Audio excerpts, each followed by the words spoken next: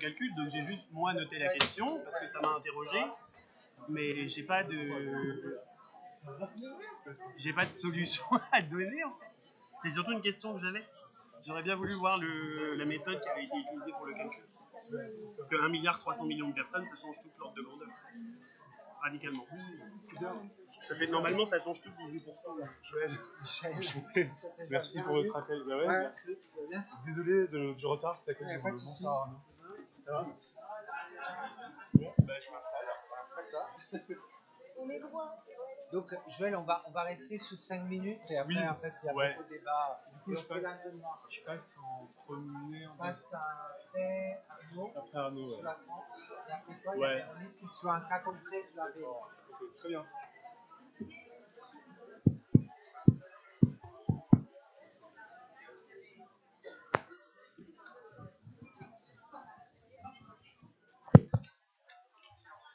Bonsoir à toutes et à tous et bienvenue à l'IRIS pour cette conférence, dans cet espace aussi de débat et de libre pensée.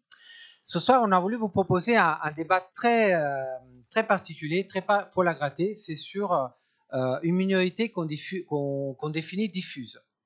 Alors, on s'est posé cette question d'un point de vue de recherche dans le département humanitaire et développement ici à l'IRIS. Pourquoi ? Parce qu'en fait, c'est très facile pour les humanitaires d'identifier des groupes de personnes, des minorités dans un espace géographique ou géopolitique très bien défini.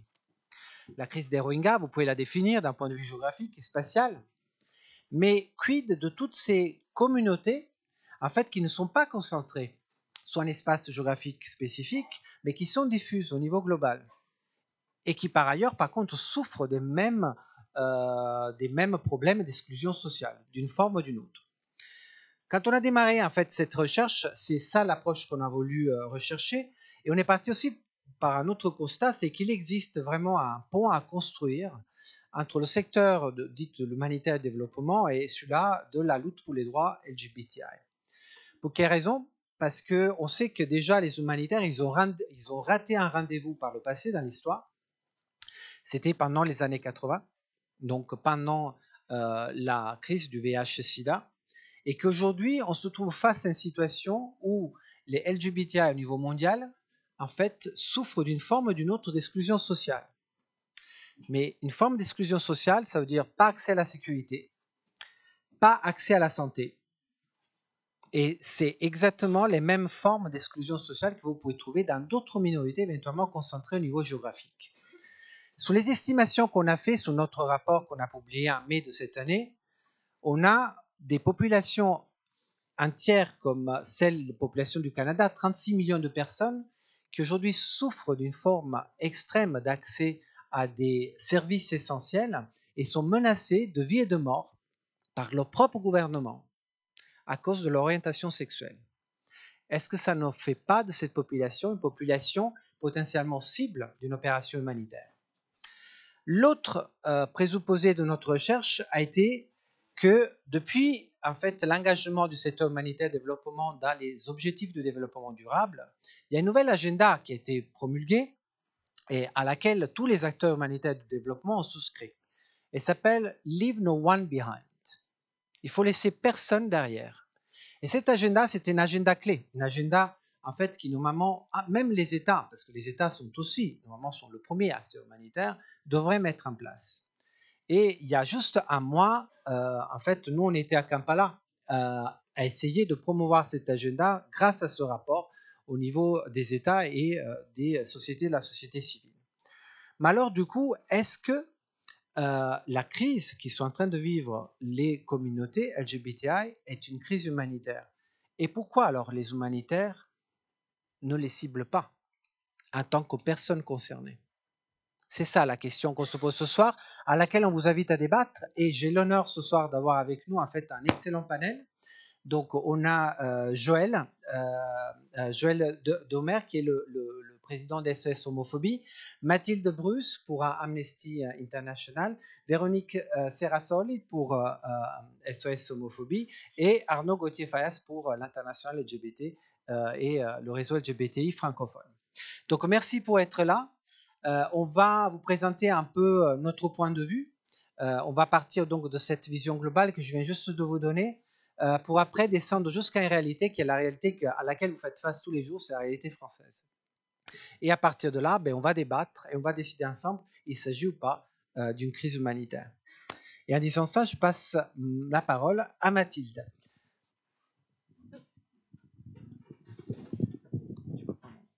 C'est bon. Allô, oui. Bonjour, donc Mathilde Brouze, comme j'ai été présentée, j'ai la lourde tâche de vous parler des personnes LGBTI dans le monde en 5 minutes, donc je vais essayer d'être concise et de prendre certains angles. Donc d'abord, Amnesty International, pour ceux qui ne connaissent pas trop, est une organisation mondiale de droits humains. Et notre mandat est de essayer de faire respecter les droits humains dans le monde de la Déclaration universelle des droits de l'homme. Donc c'est sous l'angle de l'article 2 de la Déclaration universelle des droits de l'homme que nous travaillons sur les personnes LGBTI dans le monde, puisque l'article 2 prévoit que toutes les personnes doivent pouvoir se prévaloir de tous les droits de la Déclaration universelle des droits de l'homme, sans discrimination, notamment sur l'orientation sexuelle, l'identité de genre et les caractéristiques sexuelles. Nous avons publié différents rapports sur la question, et donc la force et la crédibilité d'Amnesty International est de documenter sur le terrain les recherches et les informations que nous recevons. Donc nos chercheurs vont sur le terrain pour rassembler un certain nombre de preuves sur les violations des droits des personnes LGBTI. Le constat global que l'on peut tirer des différents rapports, et notamment d'un rapport que nous avons publié sur différents pays d'Asie centrale, notamment le Kazakhstan et l'Arménie, c'est que on voit différentes violations des droits de l'homme dans les pays qui criminalisent les relations entre personnes de même sexe, comme dans ceux qui ne les criminalisent pas. Donc, dans certains pays, la criminalisation est directe, c'est-à-dire que dans la loi va être visé, par exemple, les actes de sodomie, les actes contre nature, les actes entre personnes homosexuelles. On estime qu'il y a à peu près 71 pays dans le monde qui criminalisent les activités entre personnes de même sexe. Et donc, on a des raisons de penser aussi que dans 8 d'entre eux, la peine de mort est pratiquée, ce qui est assez compliqué pour nous d'estimer véritablement, parce que dans un certain nombre de pays, certaines provinces en fait, et des acteurs non étatiques appliquent la peine de mort sans que vraiment ce soit prévu, que ce soit prévu étatiquement. Donc voilà. Par exemple, c'est le cas dans les provinces qui appliquent la charia, notamment dans la province d'Aceh en Indonésie. Dans tous ces pays où la criminalisation existe, les personnes transgenres sont tout autant visées que les personnes homosexuelles, et d'ailleurs toute personne dont les comportements ne correspondraient pas aux attentes de la société. Et par exemple, en Indonésie, nous avons eu très récemment des informations nous disant que des personnes de même sexe avaient été arrêtées, mais pas que. 3 personnes transgenres ont été arrêtées et arrosées à la lance incendie publiquement. Il y a une seconde partie, c'est ce que nous on va appeler la criminalisation indirecte. Donc dans certains pays, notamment l'Égypte par exemple, les rapports entre personnes de même sexe ne sont pas directement visés, mais simplement, par exemple, on va servir d'une loi sur la débauche pour réprimer notamment l'expression publique des personnes soit LGBTI. C'est par exemple le cas en 2017. Lors d'un concert, un rainbow flag a été déployé et 75 personnes derrière ont été arrêtées. Certaines ont été victimes de touchés rectaux pour vérifier leur homophobie, leur homosexualité. Donc voilà. Ensuite, ce que nous dit notre dernier rapport de 2017 sur les pays d'Asie centrale, c'est que certains pays ne criminalisent pas. Et même théoriquement prohibent dans leur constitution les discriminations, mais simplement ces États échouent à protéger les personnes LGBTI parce que il n'y a pas de volonté politique de les protéger, et notamment de faire en sorte que l'ensemble de leurs droits soient respectés. Et donc, ce qu'on a documenté, nous, dans différents rapports, c'est que ce comportement, cette absence de volonté politique, notamment d'inscrire dans la législation la prohibition des discriminations, de condamner publiquement les crimes de haine, d'accepter de distinguer les crimes... d'accepter de distinguer les crimes, l'ensemble des crimes qui sont fondés sur la haine envers les personnes LGBTI, et de condamner aussi publiquement les discours discriminatoires de la part d'agents de l'État. Toute cette absence de volonté, en fait, fait que nous, ce qu'on a documenté, c'est que les personnes LGBTI souffraient de graves atteintes à l'ensemble de leurs droits. Pas seulement d'ailleurs la liberté d'expression, pas seulement le droit de manifester ou de réunion pacifique, mais l'ensemble des droits, même les droits économiques, sociaux et culturels. Voilà. Je vais laisser la parole parce que j'ai très peu de temps. Arnaud Gauthier sur l'Afrique francophone en particulier. Quelle est... Bonsoir. Alors oui, bon, j'ai bien compris qu'il fallait faire court, sinon tu vas me taper dessus. Donc on va faire court et puis on laissera du temps pour la discussion après. Pour vous donner une idée de la francophonie. Alors la francophonie aujourd'hui, c'est 275 millions de personnes qui parlent le français au quotidien. Il faut savoir qu'à l'horizon de 2050, 700 millions de personnes parleront le français au quotidien. 75% seront en Afrique, 60% auront moins de 25 ans. En fait, ici, depuis Paris, on a un peu l'impression que le français est une langue de recul. C'est absolument pas le cas. Le français est aujourd'hui dans le monde l'une des langues qui progresse le plus. Et le français, compte tenu de la démographie, notamment en Afrique, est en train de devenir une langue africaine et une langue jeune. Donc ça, pour nous, c'était une donnée qu'on a mis en corrélation avec la liste des pays qui pénalisent. Et quand vous groupez les cartes, c'est quand même assez flagrant. Donc pour vous donner une idée de la francophonie. Alors quand moi je parle de francophonie... factuellement, nous, sur le terrain, on l'entend au sens large. C'est-à-dire que, typiquement, on travaille avec les Cajuns de Louisiane ou les Albertains du Canada qui sont hors Québec, alors que, par exemple, on ne travaille pas avec les Grecs et les Arméniens, puisque les ONG sur le terrain, elles ne pratiquent pas du tout, elles ne travaillent pas en français. Mais donc, il y a 84 pays, aujourd'hui, qui font partie de l'OIF sous une forme ou sur une autre, qui soient États de plein droit et votants, qui soient associés ou qui soient simplement observateurs. Les États observateurs ont toute leur importance puisque le Qatar en fait partie et que vous savez que le juge pénal au Qatar peut substituer le code pénal qatari à la charia, donc les personnes LGBTQI au Qatar peuvent encourir la peine de mort. Donc sur tous ces pays qui composent la francophonie, en gros 40% ont une forme ou une autre de protection. Ça peut aller de la loi antidiscrimination au mariage pour tous. C'est très divers, disons une forme ou une autre de reconnaissance. Ça c'est 40%. 40% autres ont une loi complètement silencieuse. C'est par exemple le cas de l'Arménie, où s'est tenu le dernier sommet de l'OIF à Yerevan, en septembre et en octobre dernier. Donc il n'y a rien pour, il n'y a rien contre, il y a juste rien, quoi. C'est le cas de le dire. C'est vraiment silencieux. Et les 10% qui restent sont des pays qui pénalisent. Et là, de nouveau, ça peut aller d'une forme complète à l'autre. Ça va des peines d'amende, simplement, jusqu'à la peine de mort, puisque la Mauritanie, qui est membre de plein droit de l'OIF, prévoit la peine de mort pour les relations pour les personnes de même sexe. Donc voilà, en gros pour vous donner une idée du spectre, 40-40-10. Il faut savoir que l'OIF, comme institution, n'a jamais travaillé dans son histoire sur les questions LGBTQ. Vous avez à l'OIF, autre sujet, la peine de mort. Des pays qui sont ouvertement abolitionnistes, la France, la Belgique, le Canada, j'en passe, la Suisse, et des pays, de nouveau la Mauritanie, qui défendent mordicus la peine de mort. Il y a des réunions à l'OIF sur la peine de mort. Les pays se mettent autour de la table et ils discutent. Bon, je ne vais pas vous mentir, ils ne tombent pas d'accord, évidemment, mais au moins ils se mettent autour de la table et ils discutent. Et ils échangent. Il y a déjà quelque chose qui se crée, un espace de dialogue qui s'ouvre. Jamais ça s'est fait sur les questions LGBTQI. Nos questions ne sont jamais abordées à l'OIF. Les quelques fois où l'OIF, en tant qu'institution, a tenté de travailler sur ces questions-là, la moitié de la salle s'est levée et ils ont quitté. Rien n'a jamais été fait. C'est la seule question, à ma connaissance, qui provoque un tel blocage au sein de cette institution. Alors que je viens de vous le dire, en fait, il n'y a que 10% des pays qui pénalisent, donc ils sont minoritaires, finalement. Mais bon, on l'a bien vu avec la manip pour tous, c'est pas parce qu'on est minoritaire qu'on n'est pas visible. Voilà, allez, joyeux Noël, Félix.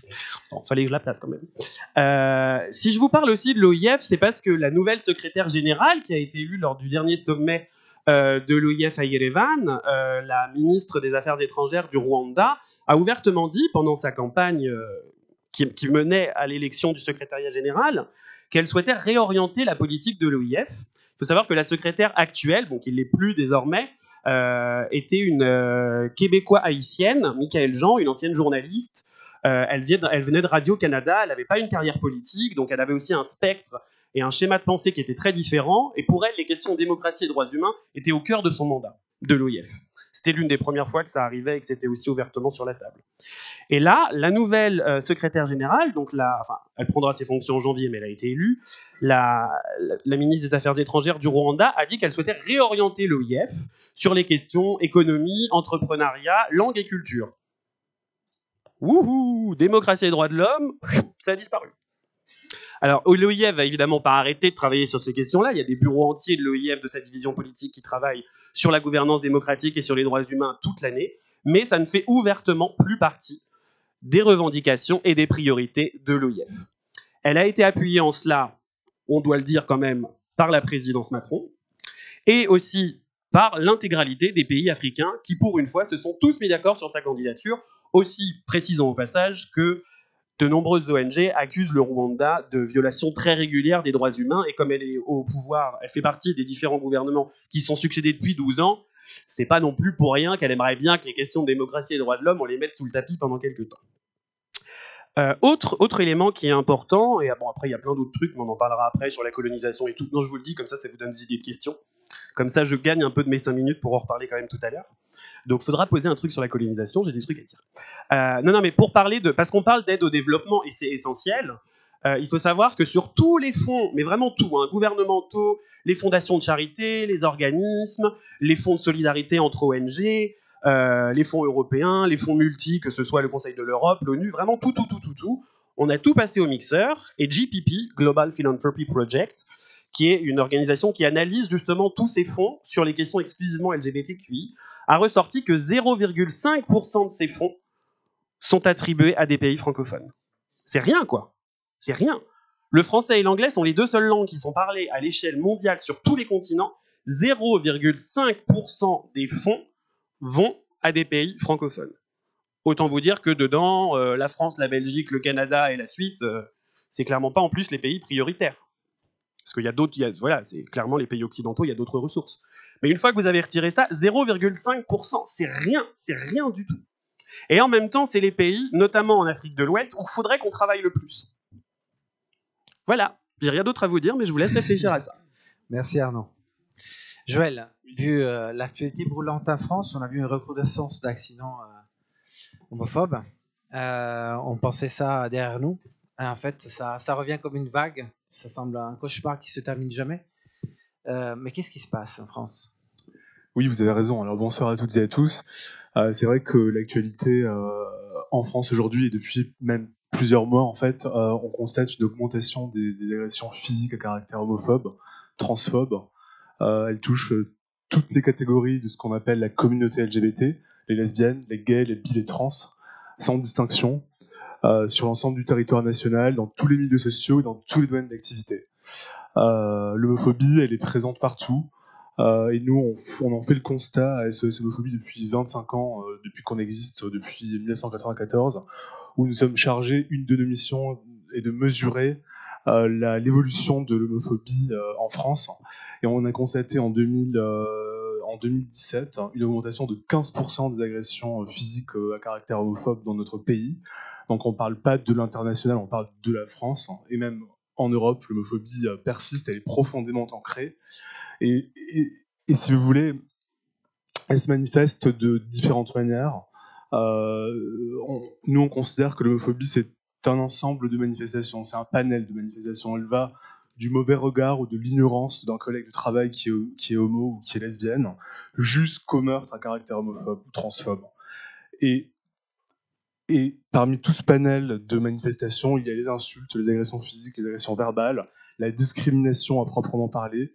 Il y a aussi le rejet, la mise à l'écart des personnes LGBT, mais aussi voilà, tout un ensemble de manifestations. Elle se manifeste, cette homophobie, dans tous les milieux, à l'école, au travail, dans les lieux publics, mais aussi dans la santé, puisque près de 40% des personnes LGBT n'osent pas dire à leur médecin qu'ils sont LGBT, ce qui pose des problèmes en termes de santé, puisque bien évidemment ensuite on passe à côté de certaines pathologies. Donc en fait le maître mot pour essayer de faire reculer cette homophobie en France, mais comme à l'international, c'est la visibilité d'abord. Et j'ai vu que dans votre rapport, la visibilité, c'est un des paramètres que vous mettez en évidence. La visibilité, c'est parler de ces sujets, libérer la parole, en parler, être victime de violences homophobes ou LGBT-phobes de manière générale. C'est un fait qui est ancré, qui est là, qui est présent. Nous, on a énormément de témoignages de victimes d'homophobie en France, mais le phénomène auquel on assiste depuis plusieurs semaines maintenant en France, c'est ce qu'on appelle une libération de la parole des victimes, c'est-à-dire que les victimes osent de plus en plus dire j'en ai assez d'être insulté dans la rue, d'être mis à l'écart à mon travail, à l'école, d'être insulté de PD, de Gwyn, et je n'hésite pas à poster sur les réseaux sociaux des photos de moi qui ai été victime d'une agression homophobe. Donc on vous a vu sur les réseaux sociaux ces visages tuméfiés qui sont postés, ces témoignages qui sont postés de victimes, et les médias qui reprennent de plus en plus ces visages tuméfiés, ces violences, et in fine les personnes qui se mobilisent en France un peu partout, place de la République le 21 octobre dernier, puis ensuite à Toulouse, à Lyon, à Montpellier, à Strasbourg, à Rennes, à Rouen, et la mobilisation des pouvoirs publics. Ensuite, qui est insuffisante aujourd'hui en France, qui l'est sans doute aussi ailleurs à l'international.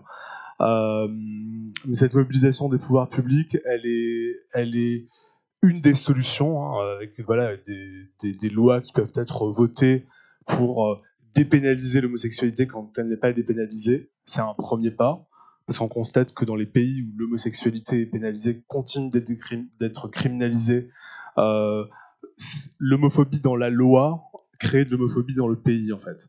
Et donc, de même que l'homophobie dans les discours publics de chefs d'État, on va au Brésil par exemple, ou même en France, l'homophobie dans les hésitations des pouvoirs publics face à une agression homophobe par exemple. Quand vous avez une agression homophobe qui se produit en France et que le gouvernement ne condamne pas, ne dit pas que c'est un acte qui est insupportable et qui doit être condamné, dénoncé et puni, c'est se faire complice de cet acte homophobe.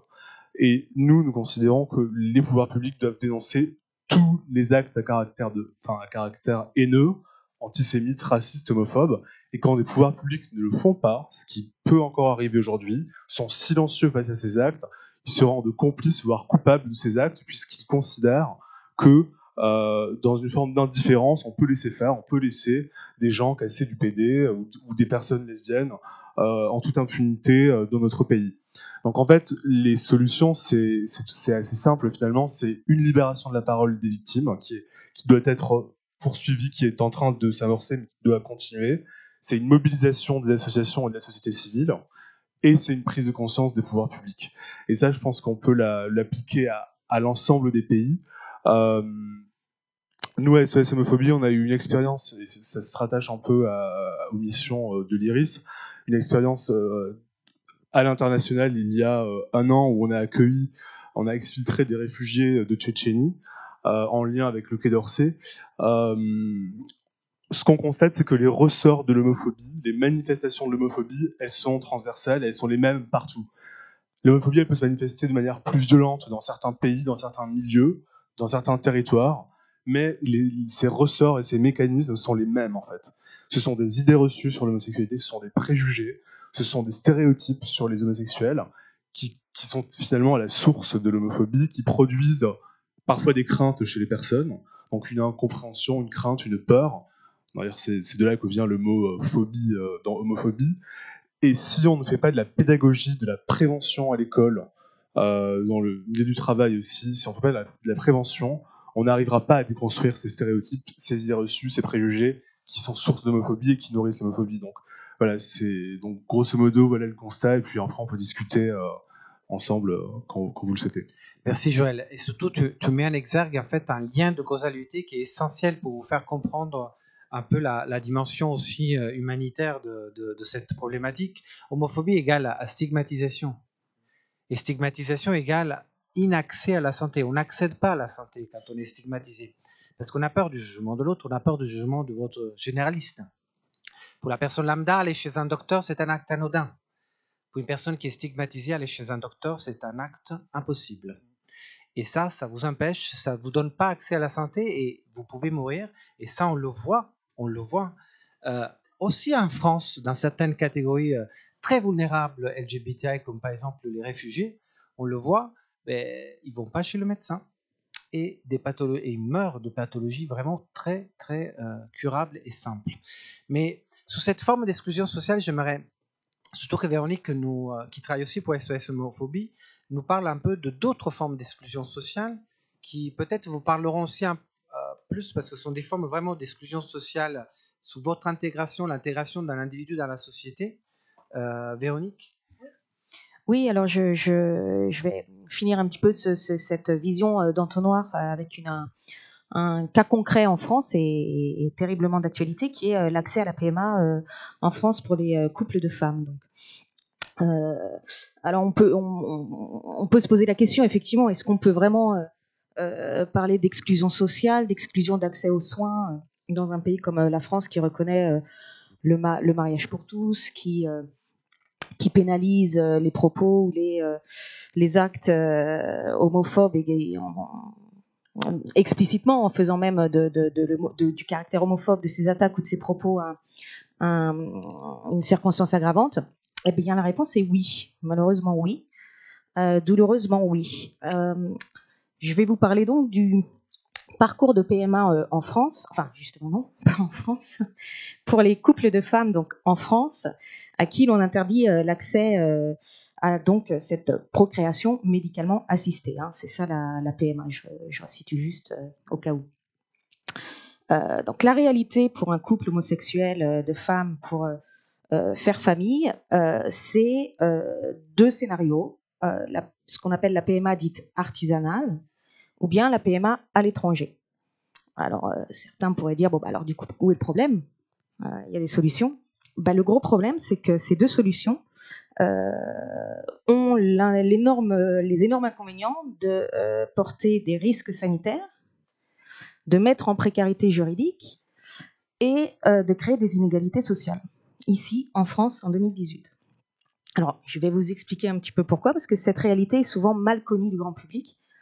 Alors, je vais revenir sur d'abord les risques sanitaires. Donc, les risques sanitaires, c'est d'abord des risques liés à l'insémination artificielle avec donneur, qui dite artisanale, donc la PMA artisanale, qui donc se fait à la maison et donc en dehors de tout contrôle médical.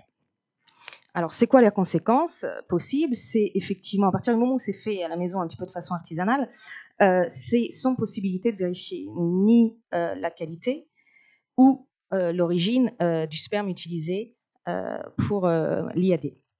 Donc on expose donc ces femmes à des risques sanitaires très importants pour leur santé, notamment les IST, les infections sexuellement transmissibles.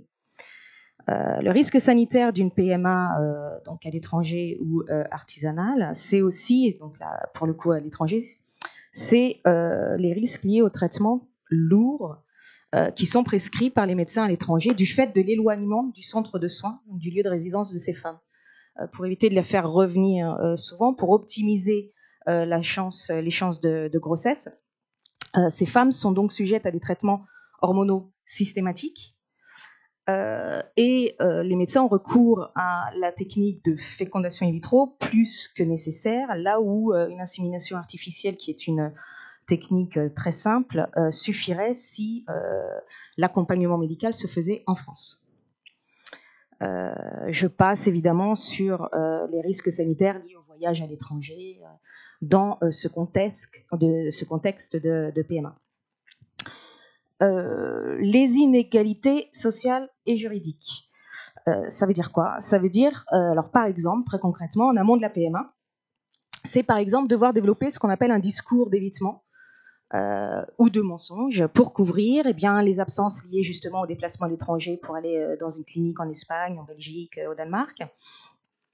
C'est ce discours d'évitement ou de mensonge pour expliquer les changements physiques ou la fatigue liée aux traitements hormonaux.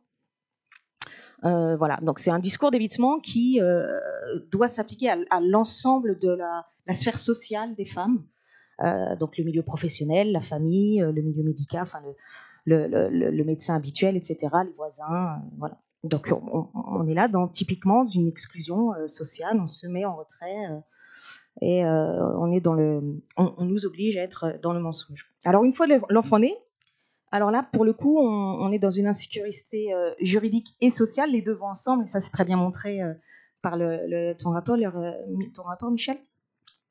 C'est la non-reconnaissance du statut de mère de la femme donc, qui n'a pas porté l'enfant.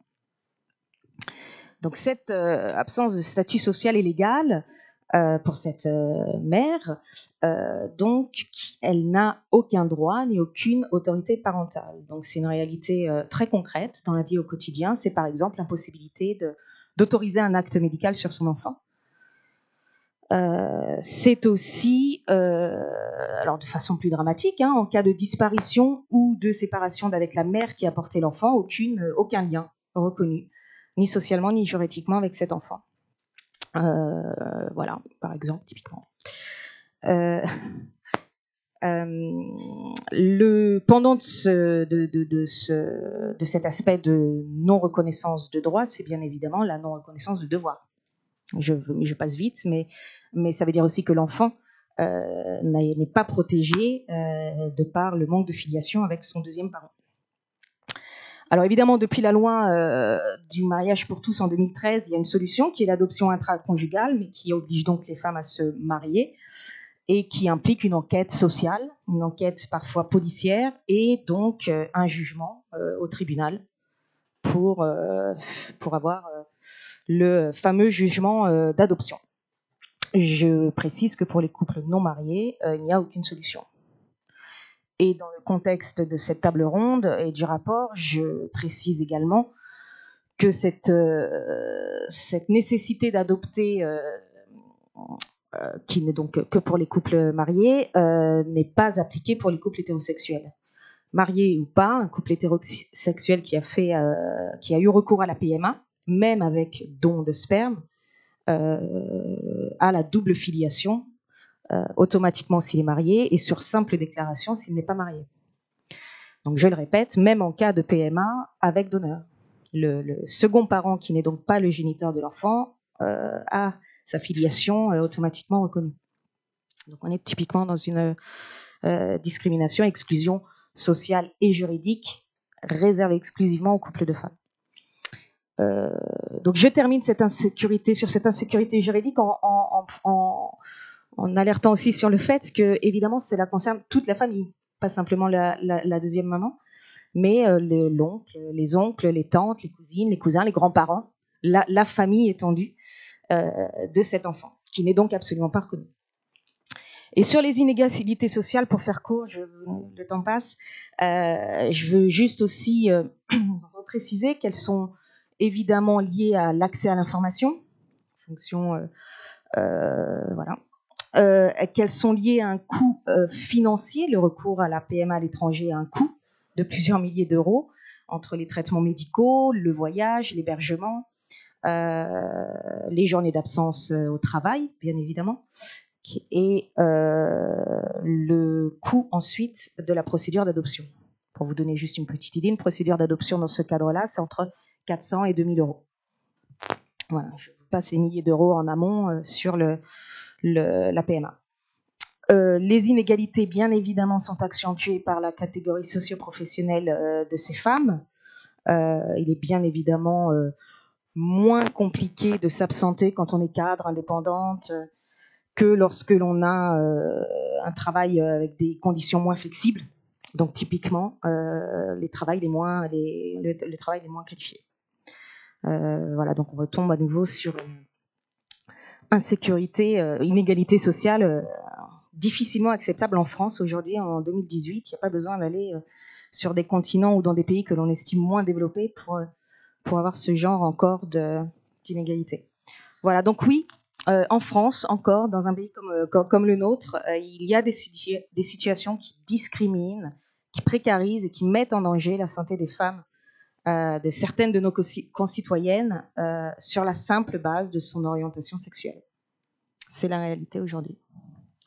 Merci Véronique. Et la question en fait qu'on va explorer ensemble avec vous ce soir, c'est mais alors pourquoi les humanitaires sont aux abonnés absents?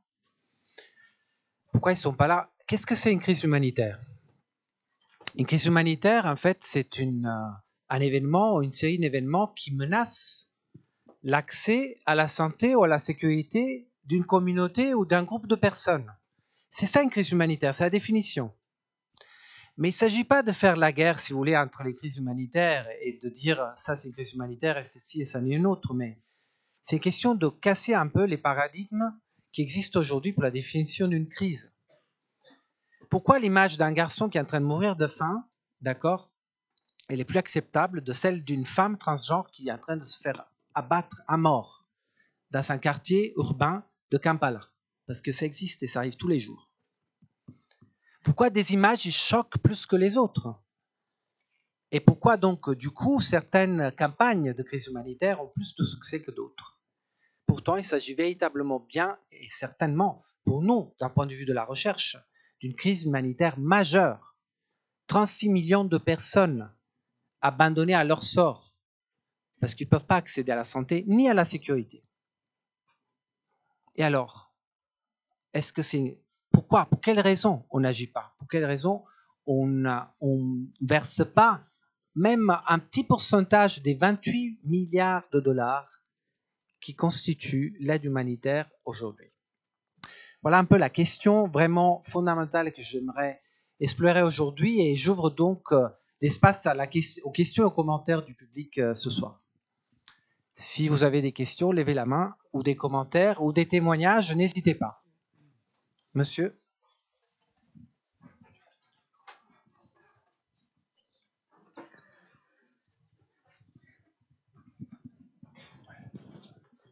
Oui. Bonjour à tous, merci pour ces exposés préliminaires qui sont très intéressants. J'ai deux questions à vous poser. La première, on entend souvent le discours que la lutte contre l'homophobie, enfin contre la discrimination LGBTQ, est une question occidentale. C'est faux parce que les personnes LGBTQ sont apparues dans toutes les cultures, à toutes les époques. Mais comment, en tant qu'humanitaire, on lutte contre ça, contre ce discours-là? Et voilà, c'est comment se sortir un peu de ce piège de l'anti-occidentalisme qui est un peu lié au fait que les grandes ONG aussi sont occidentales, donc c'est un peu compliqué là-dessus.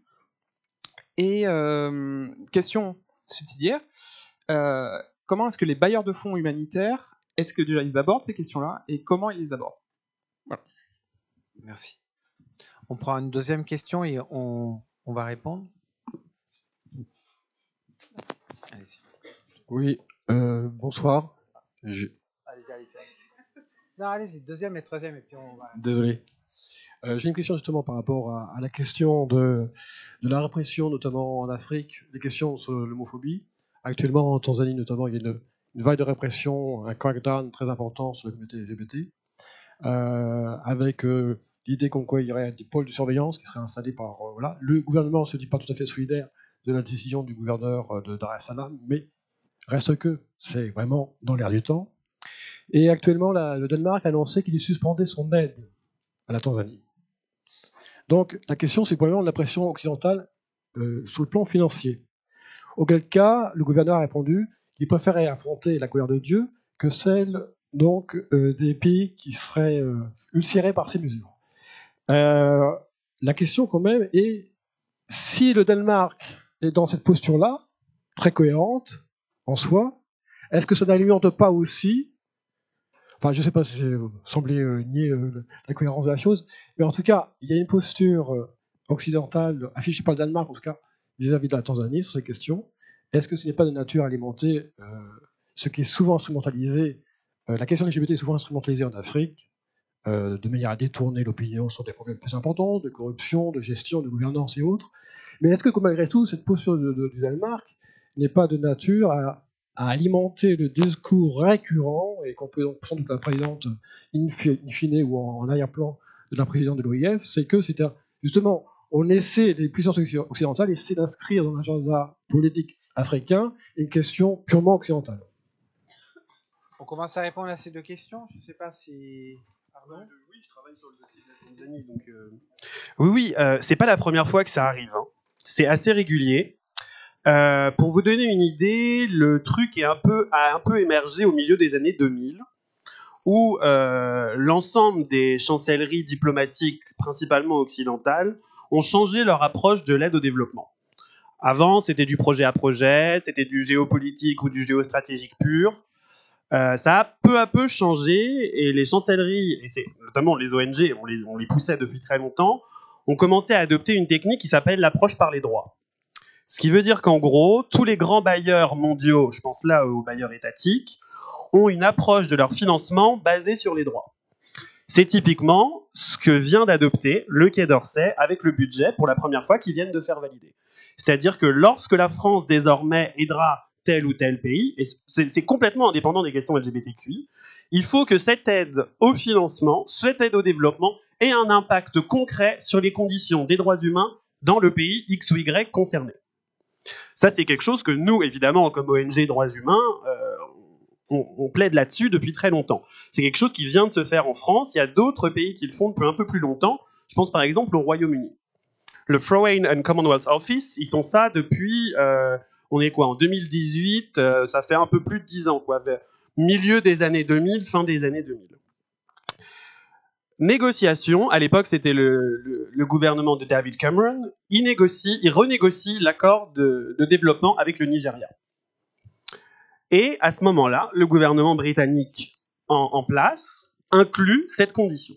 C'est-à-dire qu'ils mettent dans leur aide au développement, pour la toute première fois, des conditions sur les droits humains, et l'ONG Stonewall, qui est très active au Royaume-Uni, avait fait mettre dedans les conditions LGBTQI. Il faut savoir que le Nigeria fait partie des pays où les personnes LGBTQI peuvent être confrontées à la peine de mort. Donc c'était pas rien de le mettre sur le papier.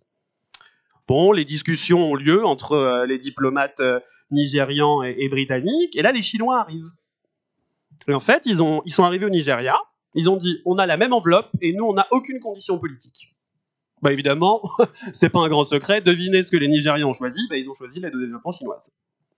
Donc en fait, le Royaume-Uni a perdu, c'est-à-dire que voilà, c'était une négociation qu'ils ont perdue. Avoir mis des conditions de droits humains dans son aide au développement ne fonctionne pas quand en face vous avez des partenaires qui n'en ont, pour parler vulgairement, rien à faire. Et compte tenu de leur situation domestique et nationale, ça les arrange bien qu'il n'y ait pas de conditions de droits humains dans l'aide au développement. Parce que alors si on se met à faire ça, si on commence à ouvrir le chapitre chinois, on n'est pas sorti de l'auberge. Donc voilà. Ça fait depuis les années 2000, quand ça a commencé à se faire, on a eu la preuve que ça ne fonctionnait pas. C'est remonté après dans les ONG, et on s'est rendu compte que factuellement, ça ne fonctionne pas. Si on met des conditions trop strictes, notamment sur les questions LGBTQI, ça ne fonctionne pas. Et c'est tellement remonté que Ban Ki-moon, à l'époque où il était à l'ONU, a fait un grand discours à Genève où il a appelé de ses vœux tous les bailleurs à ne pas conditionner leur aide au développement aux questions des droits humains. Parce que ce qui se passe au final, c'est que si certains pays ne remplissent pas les critères, ils n'ont plus cette aide au développement, et ça ne fait qu'alimenter la rhétorique nationale de dire « Regardez, on est dans cette situation économique en grande partie à cause du passé colonial, et c'est encore eux qui viennent nous donner des leçons en nous disant qu'on ne sait pas gérer notre pays. » Donc on a la preuve que ça ne fonctionne pas. Et l'idée danoise, elle est catastrophique. Elle est vraiment catastrophique. Parce que pour vous donner une idée, donc c'est vraiment quelque chose qui s'est passé ces jours-ci, et l'annonce danoise a été faite hier. J'étais aux affaires étrangères à Berlin et on a reçu ça, mais c'était catastrophique. Le Danemark a une aide au développement vers la Tanzanie en bilatéral de 65 millions de couronnes. Ça fait à peu près un peu moins de 9 millions d'euros. C'est quand même pas rien. Hein. C'est l'un des partenaires les plus essentiels pour la Tanzanie. Il y a toute cette histoire qui arrive en Tanzanie, et le gouvernement danois, Copenhague, a ouvertement envoyé un communiqué à Dar al-Salam disant on suspend l'intégralité de notre aide à la Tanzanie tant que vous discriminerez les populations LGBTQI. Qu'est-ce qui s'est passé? Ça a été automatique. Déjà, les ONG LGBTQI sur place ont hurlé parce qu'elles n'avaient absolument pas été consultées. C'est-à-dire que, pour parler franchement, c'est les Blancs à Copenhague qui ont décidé ça dans leur bureau, sans aucun lien avec les sociétés civiles sur place en Tanzanie, qui, elles, étaient contre cette suspension, alors que c'était les premières concernées. Donc déjà, ils ont pris ça de leur côté, enfin je dis Copenhague, mais ça aurait pu être n'importe quel autre pays, hein, sans consulter les sociétés civiles sur place. Et deuxièmement, exactement comme ce qui s'est passé avec le Nigeria, le Rwanda, l'Ouganda, les autorités locales, mais ça, en fait on met de l'eau à leur moulin. Elles ont enchaîné immédiatement en disant, regardez, la situation est déjà super précaire nationalement, et en plus, on n'a plus ça. Donc au final, et évidemment, ils ont rajouté, à cause des LGBT du pays, qui ont été voir les Danois pour leur dire qu'il fallait suspendre l'aide, ce qui est factuellement faux, mais c'est la rhétorique des autorités publiques. Donc on a la preuve que conditionner, ça peut paraître bien sur le papier, on se dit ah c'est super parce que du coup ça permet quand même de pousser les autorités locales à travailler, oui, dans certains cas. Mais quand elles décident de pas travailler, c'est pas qu'elles décident de pas travailler, c'est que ça bloque tout et que ça devient catastrophique. Parce qu'après vous avez toutes les autorités étatiques, régionales, les religieux, va bien falloir à un moment de la soirée qu'on parle de la religion, c'est essentiel sur nos sujets, c'est le sujet le plus essentiel, surtout en Afrique de l'Est, ou en Afrique, ou dans l'Afrique australe, vous avez tous les mouvements évangélistes qui arrivent, et alors là, tout à l'heure on vous a donné les chiffres de l'aide au développement, mais il faut savoir que les églises et les mouvements religieux alt-right qui viennent des États-Unis, c'est en centaines de milliards de dollars que ça se compte. C'est-à-dire qu'on est dans une échelle complètement autre. Alors ils disent que les associations LGBT on est des lobbies. Oh bah factuellement, si on avait autant d'argent qu'eux, ça fait longtemps que la planète reste couverte d'arc-en-ciel. Hein. Non, mais enfin factuellement, on est tous sauf un lobby, c'est eux le lobby. Donc si vous voulez, cette aide, parce que effectivement l'exemple de la Tanzanie, il a eu lieu hier, donc on est dans l'actualité brûlante. Ne pas consulter les ONG sur place et suspendre de manière unilatérale depuis Copenhague, mais on a l'impression presque qu'ils ont appuyé sur un bouton et ça y est, les comptes bancaires sont bloqués, quoi. C'est tout sauf une bonne idée. Ça paraît bien sur le papier, on se dit ça va pousser les autorités locales à travailler. Bah, factuellement, n'y a pas que les Occidentaux sur la scène internationale. Et il y a d'autres acteurs qui n'ont pas ces conditions et qui vont arriver derrière et qui vont aussi financer. Quand vous regardez, alors je pense que ça fait partie quand même des choses que vous devez voir de manière multilatérale, les investissements chinois en Afrique, c'est flagrant. Partout où on a tenté, on a perdu. Parce qu'ils n'ont pas de conditions. Donc les partenaires en face, ils sont ravis d'un contrat sans conditions. Ils signent, ils ont un chèque et on leur demande rien en retour. Ah bah là, c'est parfait. Hein. Merci. Vous voulez intervenir aussi? Alors moi, je peux répondre sur la première question qui était que répondre aux États qui disent que finalement les discriminations LGBTI c'est plus une question occidentale et pas vraiment une question internationale. C'est vrai que de nombreux rapports qu'on a publiés font état de ce problème-là, que pour certains pays, certains États opposent évidemment les valeurs traditionnelles aux valeurs occidentales et par recul par rapport aux valeurs occidentales vont estimer que le fait simplement de ne pas incriminer les relations entre personnes de même sexe va être suffisant et de théoriquement prohiber la discrimination, ce sera suffisant en estimant que leurs valeurs sont traditionnelles et s'opposent à nos valeurs, enfin aux valeurs occidentales. Donc ça à quoi Amnesty répond que ces pays-là ont ratifié un ensemble de traités internationaux de droits humains et ce qui entraîne une obligation positive pour ces États-là de protéger leurs ressortissants et les droits des ressortissants d'un ensemble de menaces. Or, par exemple, on a vu en Arménie, où c'est complètement le cas, aujourd'hui, les personnes LGBTI ne manifestent plus, ne font plus de marches parce que il y a eu des attaques d'extrême droite à l'encontre de ces personnes lors d'une marche à Yerevan. Donc, à partir de là, la liberté de manifester est mise en danger. Et l'obligation des États est évidemment de protéger la liberté de manifester de toutes les personnes. Merci Mathilde. On va continuer à prendre des questions. Allez-y. Oui, bonjour. Déjà, je tenais à vous remercier d'être venu ce soir pour parler d'un sujet, à mon avis, bien souvent oublié. Et je voulais revenir sur ce que vous disiez tout à l'heure sur la nécessité du droit de parole des communautés LGBT et rejoindre un peu ce que vous évoquiez à l'instant sur la difficulté que peut avoir une organisation humanitaire à s'implanter dans des pays en développement. On évoque depuis tout à l'heure le Nigeria, la Tanzanie, l'Ouganda. S'il y a un acteur qui est implanté depuis des dizaines d'années dans ces pays-là, c'est le secteur privé. Et ce secteur privé conduit de plus en plus des études de plus en plus complètes sur les droits de l'homme, sur des études socio-économiques, des études sur les droits de l'homme, le non-respect de ces principes-là, et a de plus en plus intérêt à ce que ces actions et ces opérations respectent les grands principes, les grands guides des droits de l'homme. Est-ce que vous savez s'il y a une volonté ou une possibilité pour ces organisations humanitaires de s'associer de plus en plus avec le secteur privé, qui, bien que décrié, lui a la possibilité de faire tête à des États qui refusent l'application de ces droits de l'homme et qui en plus ont une publicité et une audience qui est extrêmement importante à travers le monde. Alors, on prend une deuxième question, et puis si éventuellement s'il n'y a pas de questions de réponse, je vais vous répondre moi sur la question des ONG humanitaires, parce que c'est très particulier, surtout sous l'association avec le secteur privé. Alors, c'était une question rapide pour vous. Vous avez parlé de l'augmentation des agressions en France en 2017 en volume. Je voulais juste avoir ce chiffre en valeur, si vous l'aviez. Quel est le nombre d'agressions en France en 2017 sur les personnes LGBT? Très bien. Sur la question des ONG, je ne sais pas, Arnaud, c'est vrai que c'était hyper intéressant ce que tu disais sous l'aide au développement. Qu'est-ce que tu en penses sur les ONG humanitaires, en fait? Oui, non, c'est vrai que le secteur privé, ça a été délaissé. Aussi beaucoup parce que voilà, quand on travaille dans les grands organismes multi, le secteur privé, généralement, quand on est entre administrations, c'est vrai qu'on n'y pense pas tout le temps. Mais c'est quelque chose qui a changé parce que vous pouvez regarder sur Internet, vous avez toute une campagne de l'ONU qui s'appelle Biz for LGBTQI. Donc c'est Business for LGBTQI. Et c'est devenu l'axe majoritaire de plaidoyer aujourd'hui du Conseil des droits humains de l'ONU, que ce soit celui qui est basé à Genève ou à l'administration centrale à New York, près de l'AG, d'inclure le secteur privé là-dedans.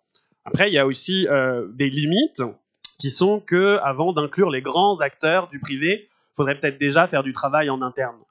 Parce que typiquement, quand vous avez des groupes comme Google, Facebook qui vous disent « Ouh là là, super, quand nous on va à la cantine, on passe par des toboggans, c'est super, en Californie, notre campus il est super inclusif », factuellement, quand ils emploient des personnes trans, c'est l'enfer, même en Californie. Et les employés trans de Facebook en Californie, ils ont énormément de mal à faire valoir leurs droits. Donc, bon, moi je pense qu'il faudrait déjà, il faudrait quand même balayer devant sa porte. Je pense typiquement, nous on avait mené une campagne avec Orange. Au moment de l'Hideout, donc la journée internationale de lutte contre l'homophobie, la transphobie LGBTQI-phobie qui a lieu le 17 mai tous les ans, ils avaient fait une campagne et Orange nous a dit « Ouais, super !» Il avait fait avec Mobilis Nous, qui est l'organisation LGBT des employés du groupe Orange. Donc ça venait de l'interne en plus, c'était pas mal. Le travail, il avait vraiment avancé.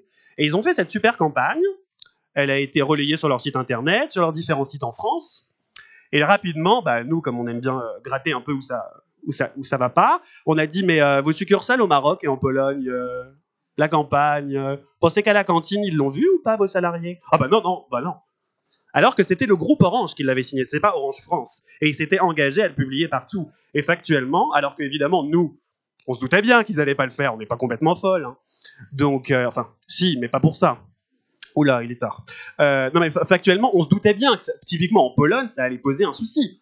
Parce que nous qui avions travaillé avec la branche polonaise de Orange, franchement, je les voyais pas du tout publier la campagne. On savait qu'ils allaient pas le faire. Donc voilà, ils ont mené une super campagne, ils l'ont menée en France.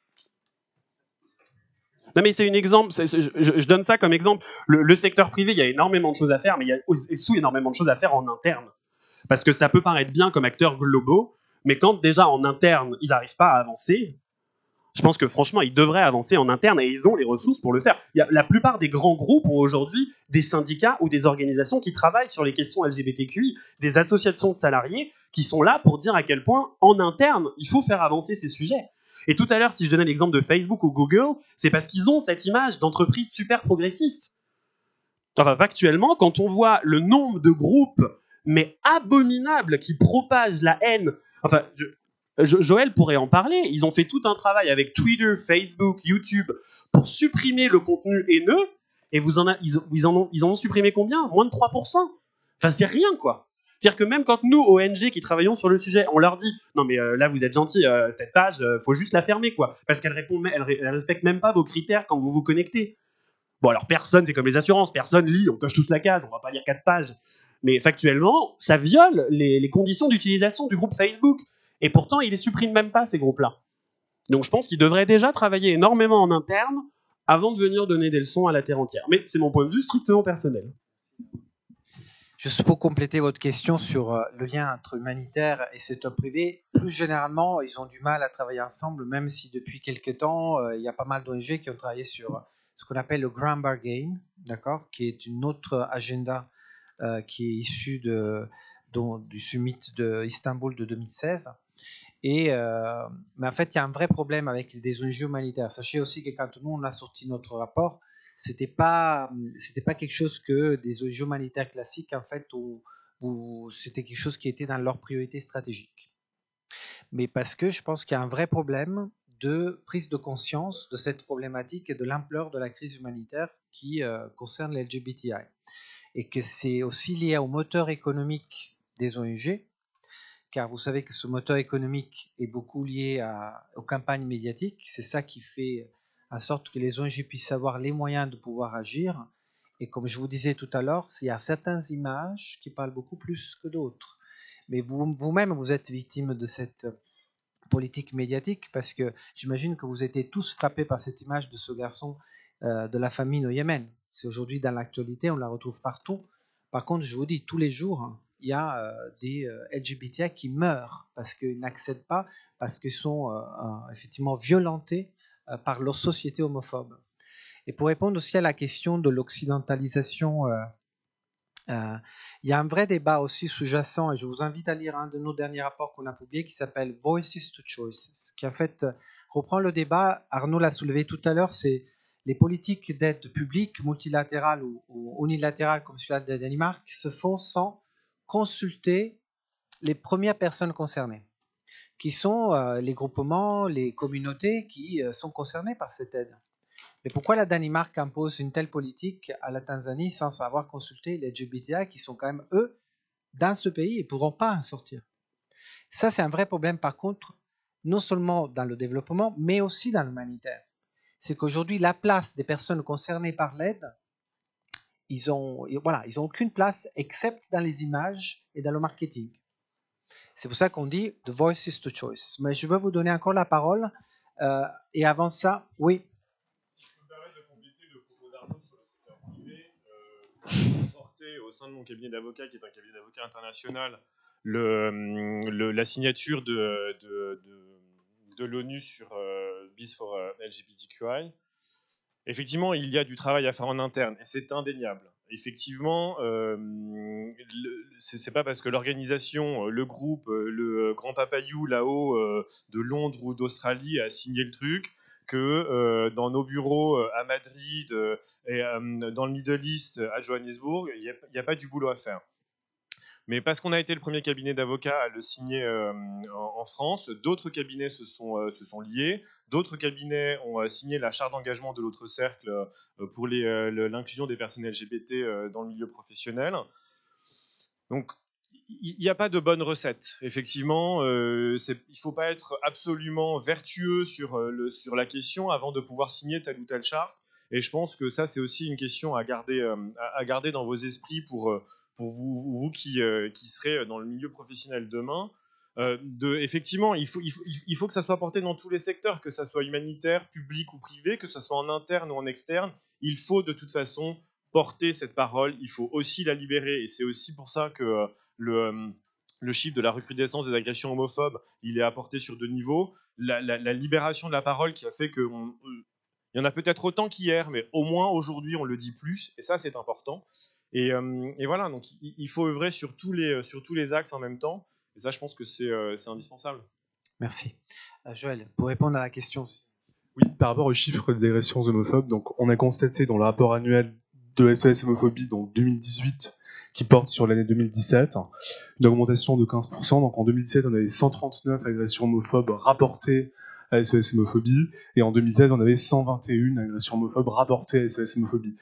Quand je dis rapporter, c'est signaler à notre association. Donc on peut considérer, c'est énorme, hein, c'est déjà une agression tous les 3 jours, physique tous les 3 jours en France. Lors du mariage pour tous, c'était une agression tous les 2 jours. Et là, je fais le lien avec ce que disait Véronique sur la PMA, c'est-à-dire dès qu'on a un débat en France sur les questions LGBT, sur le mariage, sur le PAX, sur la PMA, on assiste constamment et à chaque fois et systématiquement à une recrudescence des violences homophobes. Pourquoi ? Parce que la parole homophobe dans le débat public, elle a des conséquences concrètes dans le pays. Quand Trump est transphobe, il y a une libération de la parole, non pas des victimes, de la parole des homophobes, qui n'hésitent pas, quand ils entendent un président, un chef d'État, être transphobe, être homophobe, remettre en cause des droits acquis des personnes LGBT. Ces postures-là, quand Poutine fait des lois anti-propagande LGBT dès 2010 ou 2012 en Russie, ça a des conséquences concrètes dans le pays. Et inversement, quand Nike ou Adidas ou je ne sais quelle multinationale fait des sneakers ou enfin, en tout cas des baskets LGBT aux couleurs du drapeau, ça va dans le bon sens. Et nous, en tout cas, SOS Homophobie, on salue tout ce qui va dans le sens d'une visibilité des LGBT. Pourquoi ? Parce que les personnes LGBT qui voient une multinationale véhiculer soit des couleurs, soit des valeurs plus inclusives, même si on se dit c'est symbolique, ça a forcément un impact dans certaines populations, certaines communautés LGBT+, qui sont cachées, qui sont invisibilisées, niées dans certains pays, mais au moins avec aujourd'hui les mobiles, avec les sociétés de communication qu'on a aujourd'hui, il y a quand même des effets de ces bribes de visibilité. Et donc il ne faut pas sous-estimer, et nous on ne condamne pas du tout. On nous dit parfois, mais c'est du pinkwashing, vous vous rendez compte, Nike qui s'affiche avec des lacets LGBT. Alors c'est du pinkwashing, pas tout à fait, on ne peut pas réduire ces démarches-là on n'est pas dupe, hein, c'est une démarche commerciale, mais on ne peut pas la réduire à une démarche commerciale. Il ne faut pas réduire ces initiatives à des démarches commerciales. Parce que si on fait ça, on brise le moindre espoir de faire émerger de la visibilité dans des pays qui ne connaissent pas, où les communautés LGBT ne connaissent pas de visibilité, n'ont pas la parole, et n'auront jamais la parole si on continue à invisibiliser ces questions-là. Donc oui, la parole, nous on accorde énormément d'importance à la parole publique. Quand la parole publique, quand les entreprises du secteur privé, les administrations publiques font du LGBT, mettent en valeur les LGBT, ça va dans le bon sens, même si c'est largement insuffisant. En tout cas, nous on salue, c'est à chaque fois un progrès. Merci Joël. On donne encore la parole au public. Allez-y.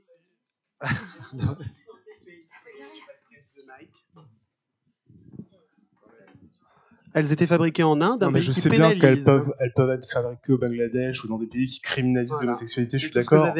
Non mais je sais bien, mais moi ce que je veux te dire, c'est qu'en termes de visibilité, parce que là on est dans des sujets qui sont comme les violences faites aux femmes, des sujets qui sont cachés en fait.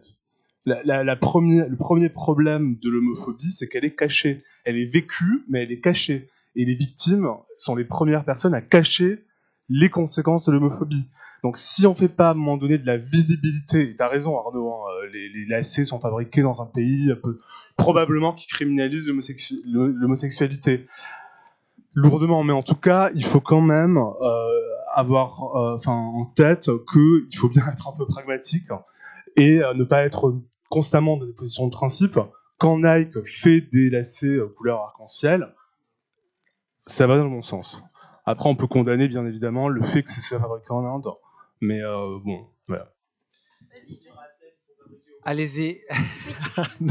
Bonsoir. Merci beaucoup à tous d'intervenir ce soir. Je voulais vraiment revenir sur la question de crise humanitaire oubliée, dans le sens où c'est vrai que on est beaucoup ici à apprendre ce qu'est la crise humanitaire et quels sont les types de crises humanitaires qui peuvent se présenter à nous. Et j'ai vraiment l'impression que dans le cas des LGBTI, on a vraiment un problème lié à la nature du problème, qui est de dire que voilà, quand on doit aller nourrir des gens, quand on doit aller sécuriser des gens, etc. On le sait, c'est pas facile, mais au moins on a des objectifs qui sont clairement définis.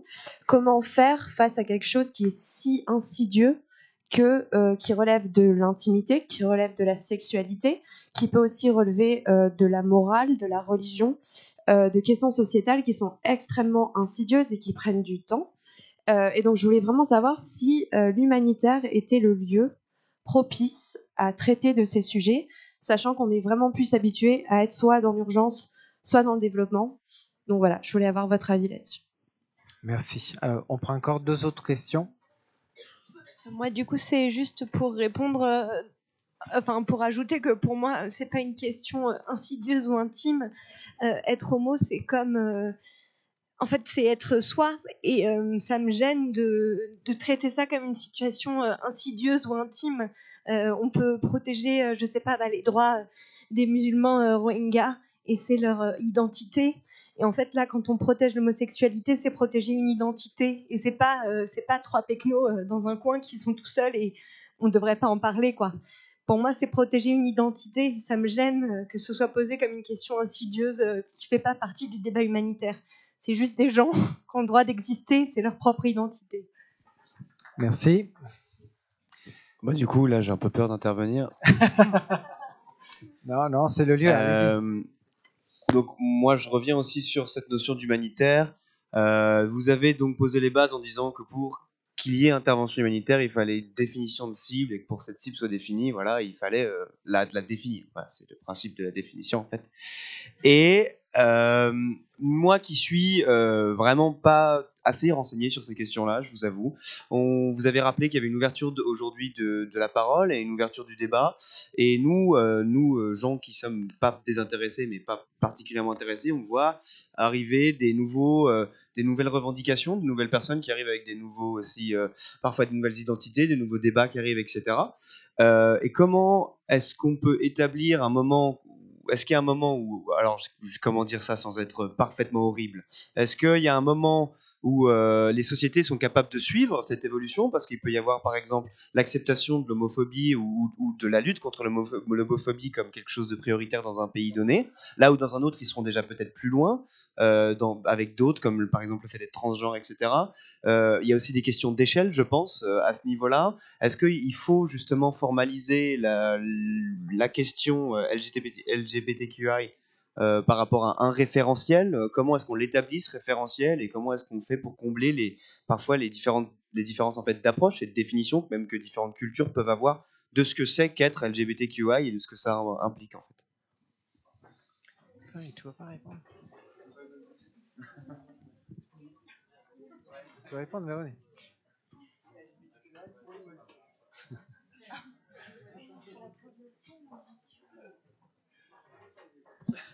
Alors, j'ai retenu de votre question la question de savoir si les sociétés étaient prêtes ou pas prêtes et jusqu'où elles pouvaient aller dans l'acceptation de l'homosexualité. C'est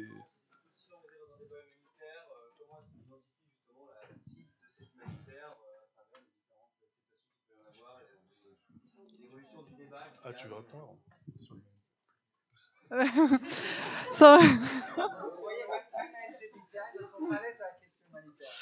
Sans répondre sur la question humanitaire.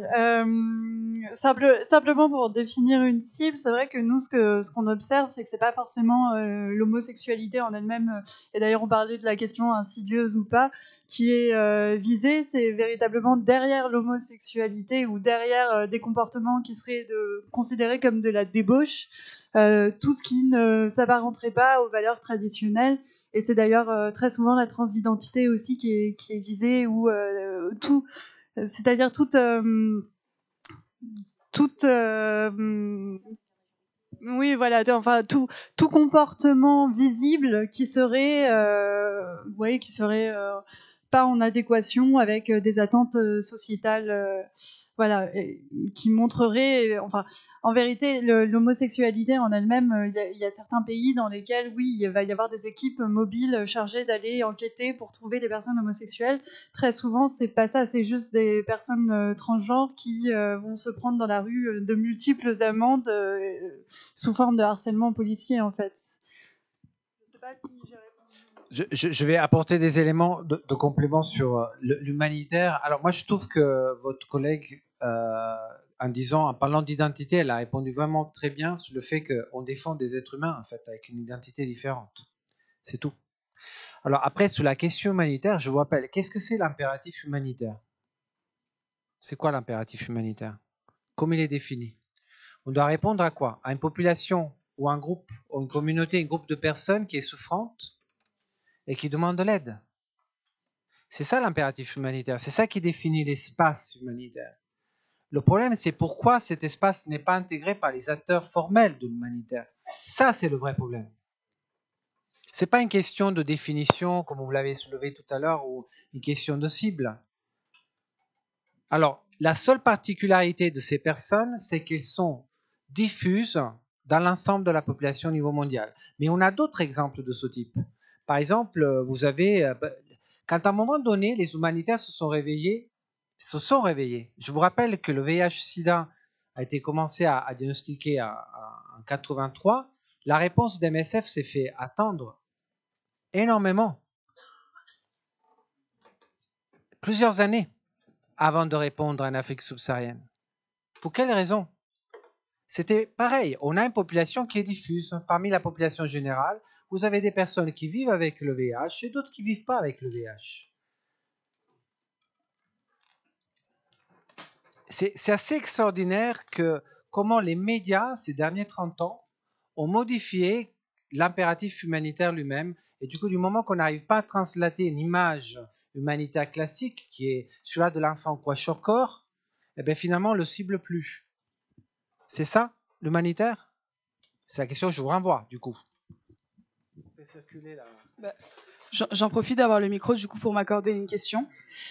Est-ce que, du coup, cette question-là, on peut se la poser à tout ce qui est minorité visible? Est-ce qu'on pourrait se dire les Noirs, les Arabes, il y a aussi, par exemple, si on prend les Noirs aux États-Unis, je pense qu'ils ne sont pas plus très bien traités. On peut aussi prendre ceux qui sont en Israël. Enfin, est-ce que cette question-là de crise humanitaire oubliée, on peut la démultiplier à toutes les minorités visibles qui font partie de la société? Et là encore, on revient à cette idée de personnes diffuses dans une société qui n'aurait pas qui ne correspondrait pas à la norme. Voilà. Je ne sais pas s'il y a des micros là encore. Bonjour. Moi j'avais une petite question. En fait, on parle de crise humanitaire oubliée. Et je pense notamment au cadre qui a été défini par l'ONU, donc les objectifs du développement durable à atteindre d'ici 2030, et justement ce cadre fondamental qui est Leave No One Behind. En Turquie, j'avais noté quelque chose d'assez intéressant, c'est que en ce moment, vous le savez bien, on vit une crise humanitaire issue d'un flux migratoire qui est notamment la guerre en Syrie, les Érythréens et j'en passe.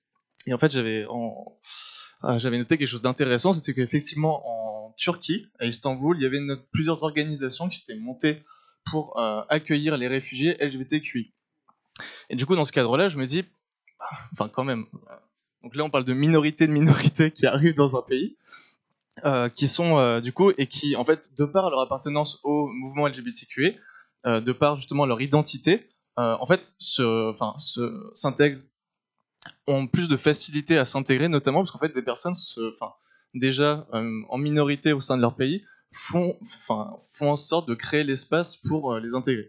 Et du coup je me dis, là on parle d'LGBTQI, mais alors c'est quoi le vrai frein au financement et au fléchage des budgets pour justement l'intégration des réfugiés, des LGBTQI ou autres, quand justement on a ce cadre déjà qui a été défini qui est Leave No One Behind. Et du coup pourquoi la question est-ce que LGBTQI+, en quoi, pourquoi c'est pas, pourquoi on se pose la question de crise humanitaire oubliée, ou pas crise humanitaire, quand en fait, ça devrait être, je sais pas, évident. J'enfonce des portes ouvertes, mais ça me paraît.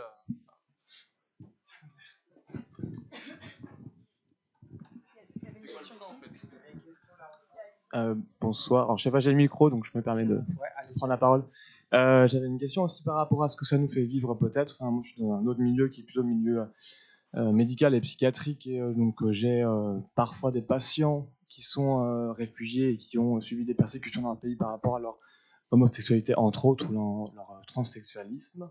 Et je voulais savoir j'avais envie de questionner autour de ce qui joue au niveau de l'inconscient collectif. Est-ce qu'on a, nous, engrammé déjà en France, par rapport aux images, et je trouve que par rapport à l'humanitaire et par rapport à ce qui s'est déjà véhiculé, il y a eu beaucoup d'images autour de sites d'action notamment, et c'était là, comme vous disiez, l'une des crises humanitaires qu'il y a eu dans les années 80. Et peut-être que dans l'inconscient collectif, il y a aussi cette association entre la maladie et l'homosexualité et comment s'en défaire aussi. Aujourd'hui, on n'a pas tellement de message de est-ce qu'on peut vraiment appeler ça de la santé publique, ou en tout cas un message public comme quoi l'homosexualité, c'est pas que une maladie, heureusement, et on n'est pas tous avec le VIH, et peu importe, à vrai dire. C'est aussi, ça s'appelle de la sérophobie, c'est encore un autre sujet, mais voilà.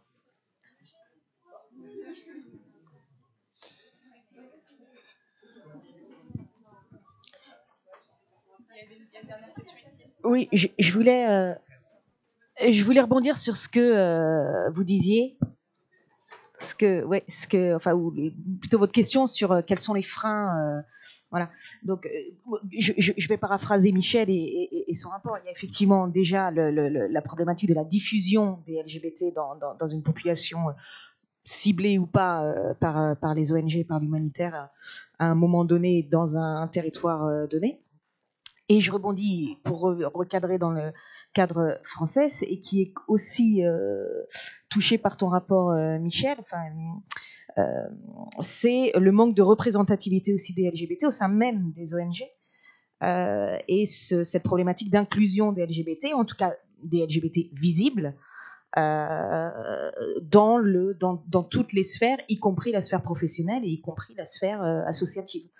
De par tous les freins aussi et toutes les discriminations et tous les stéréotypes et tous les que la population LGBT subit encore, même en France. Puis j'en ai parlé avec la PMA par exemple, mais voilà, on le sait très bien aussi en France, être LGBT et faire son coming out ou être out dans un cadre professionnel, ça peut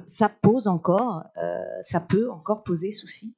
Et c'est aussi le cas au sein des ONG qui n'ont pas non plus forcément, plus que le secteur privé, fait ce travail d'inclusivité et d'ouverture sur cette population LGBT. Mais tu as raison, mais j'aimerais savoir combien de personnes travaillent dans une ONG et qui sont dans cette salle. Vous pouvez lever la main? Ok, très bien.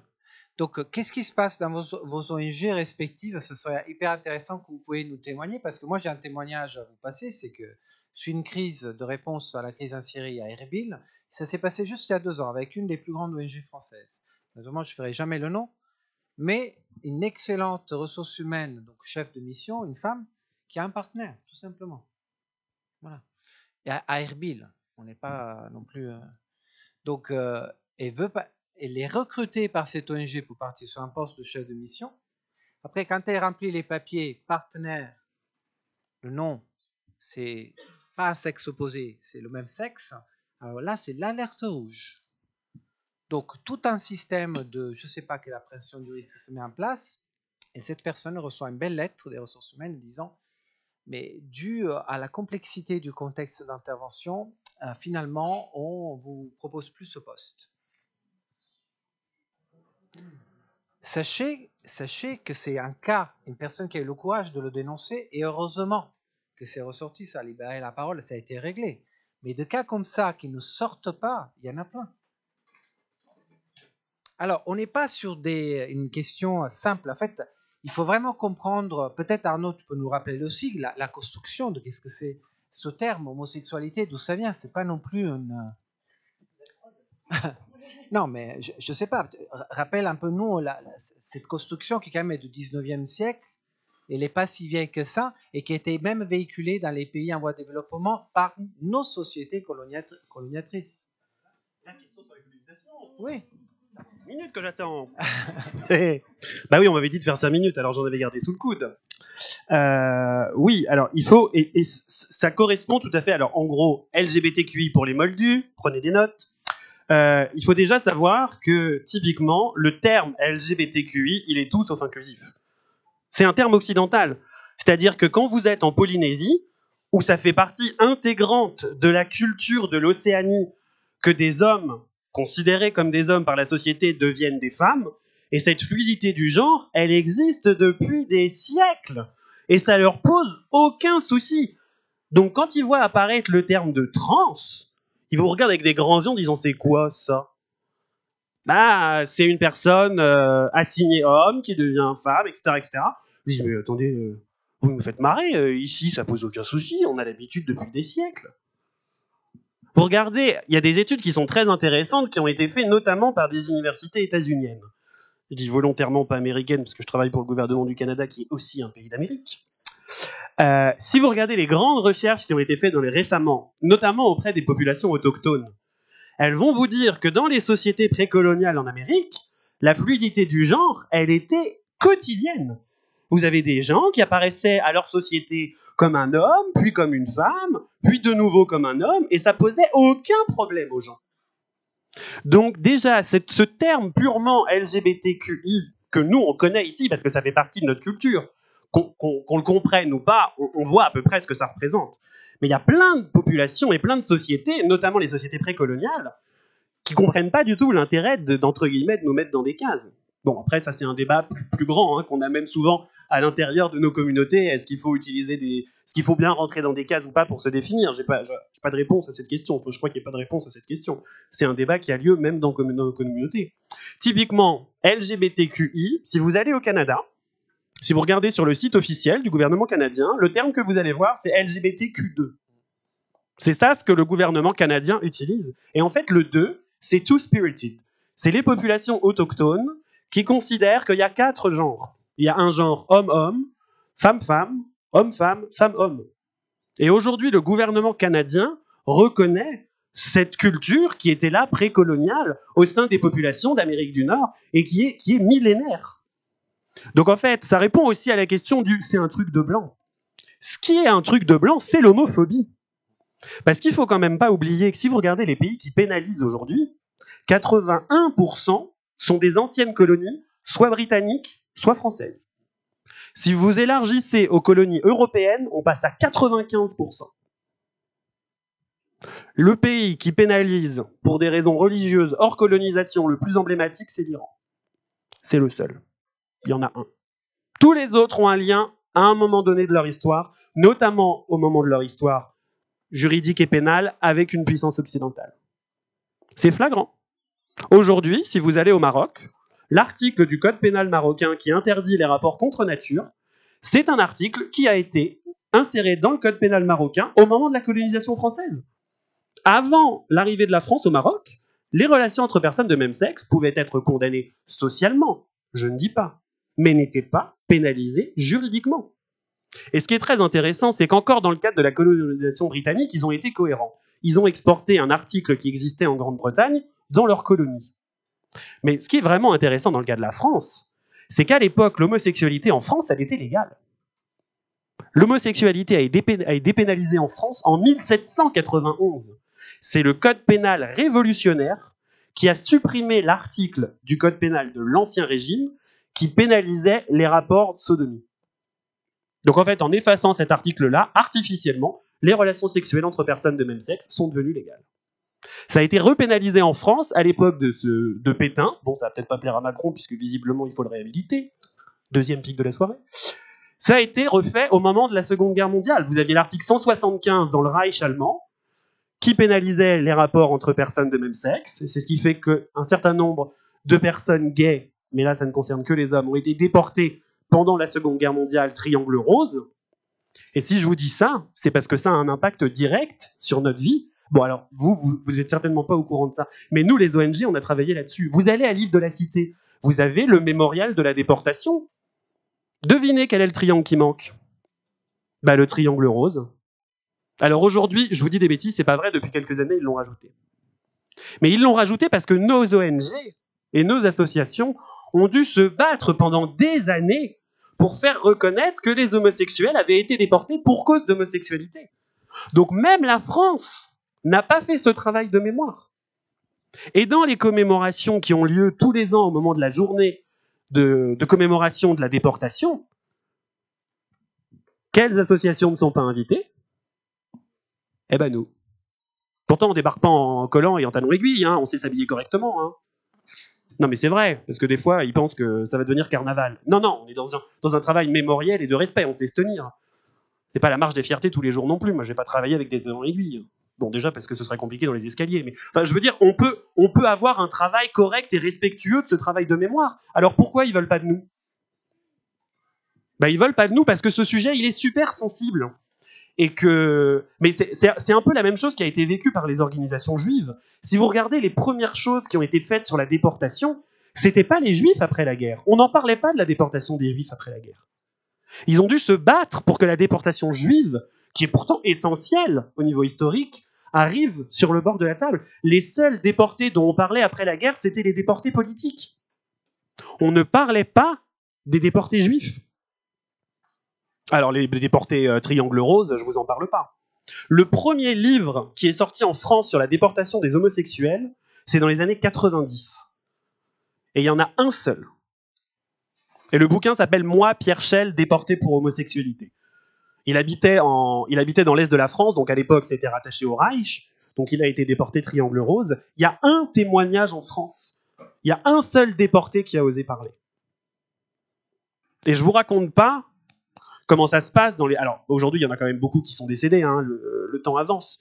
Mais dans les années 80, dans les années 90, quand la parole a commencé à se libérer au sein des associations d'anciens déportés, mais les seuls dont on ne voulait pas parler, c'était les triangles roses, les hommes gays, et les triangles noirs ou marrons, des femmes lesbiennes qui ont été aussi déportées. Donc, même nous, on a énormément de travail à faire en interne. Et ce que la France a exporté, ou ce que les Britanniques ont exporté, c'est pas l'homosexualité. Les relations entre personnes de même sexe ou la fluidité de genre, elle existe dans ces sociétés depuis que l'humanité existe. Je veux dire, il n'y a pas qu'à San Francisco qu'on défile. Enfin, qu'on défile peut-être, mais enfin, je veux dire, on existe partout, on est présent partout. Ce que par contre, le passé colonial a apporté, c'est la pénalisation. Ça n'existait pas avant. Donc c'est ce qu'on répond à ces charmants dirigeants qui nous répondent c'est un truc de blanc. On leur répond non, c'est la pénalisation qui est un truc de blanc. Donc s'il y a un truc que vous deviez faire, c'est justement de retirer ces articles qui pénalisent. Parce que s'il y a bien un truc qui est là, qu'on vous a apporté, c'est ça. Autant vous dire que on n'a pas grand succès. Merci Arnaud. Alors on va prendre les dernières questions dans la salle avec un dernier tour de parole de nos intervenants parce que la soirée court vite. Donc oui. Bonsoir. Bon, déjà merci beaucoup. Tout ça est très intéressant. Je ne sais pas trop si je me situe dans la question ou dans le témoignage. Enfin, c'est un peu flou. En tant qu'humanitaire, en tout cas, je parle pour mon cas. Je pense que c'est des questions qui sont extrêmement intéressantes, certes, mais n'étant pas spécialiste, on est vite démunis parce qu'on connaît mal. Et du coup, moi, ma question se pose, en fait, on a parlé de faire le ménage un peu devant sa porte dans le secteur privé pour comment ça se passe. Et moi, j'interroge un peu la solidarité aussi chez nous entre les différentes causes de discrimination. C'est-à-dire que, alors j'entends bien par rapport aux présentations du début qu'effectivement, juste parler du respect des droits humains, c'est un peu fourre-tout et c'est un peu facile parce que du coup, on ne détaille pas grand-chose. Donc ça, c'est effectivement un extrême beaucoup trop flou et qui veut tout et rien dire.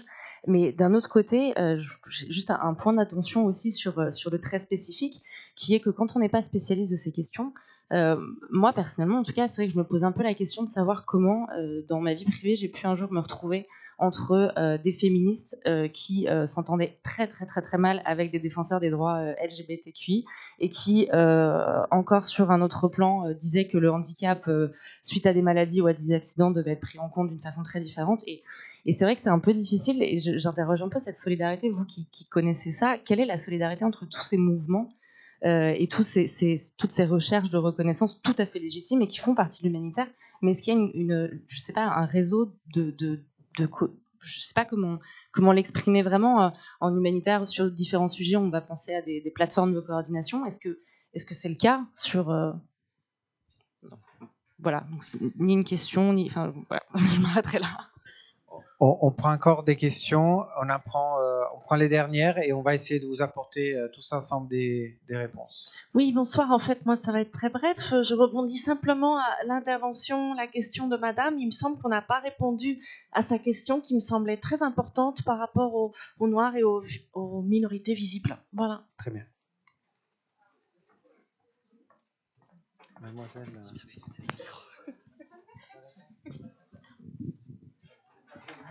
Non, ça va faire mal.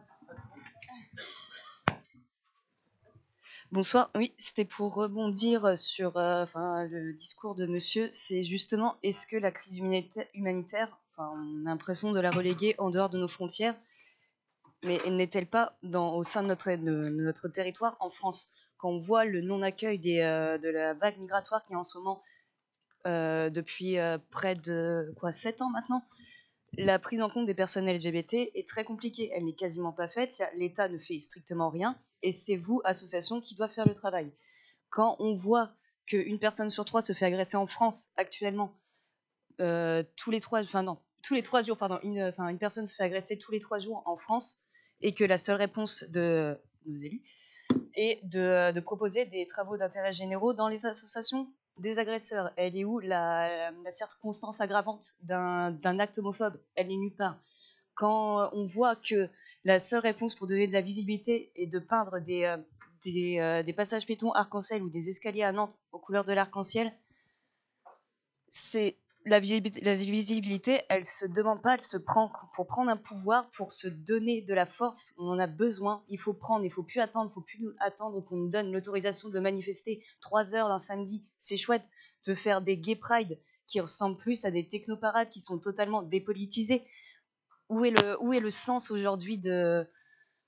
qu'est-ce qui se passe en fait en France? Il se passe rien, on fait rien. En attendant, on est juste spectateurs et on doit attendre qu'il y ait des morts pour se bouger le cul, désolé, mais c'est ça. Et oui, donc pour revenir, oui, la crise humanitaire est-elle aussi en France, et surtout concernant l'accueil des réfugiés et personnes en parcours migratoire. Qu'est-ce que, vous, quelles aides vous avez de l'État, si vous en avez? Merci beaucoup. Il y avait encore des questions. Alors ici. Bonsoir. Moi, je voulais savoir justement en France aussi, ça rejoint un petit peu ce que dit cette personne, en termes, est-ce qu'il y a eu des démarches entamées? Vous parliez tout à l'heure justement dans les solutions dans les établissements scolaires. Ça commence par la prévention, par justement la pédagogie. On parle en effet, il y a des rejets, des insultes qui se passent dans les cours d'école. En plus notamment dans des lycées où on sait que l'adolescence, cette phase est très difficile aussi. Donc, est-ce que vous avez déjà entamé des démarches justement, puisqu'on sait qu'aussi dans les établissements il y a de l'éducation autour de la sexualité? Est-ce que c'est un sujet qui peut être du coup intégré? Voilà. Merci. S'il n'y a pas d'autres questions, il y avait une question pour monsieur. Je vais vous donner mon microphone.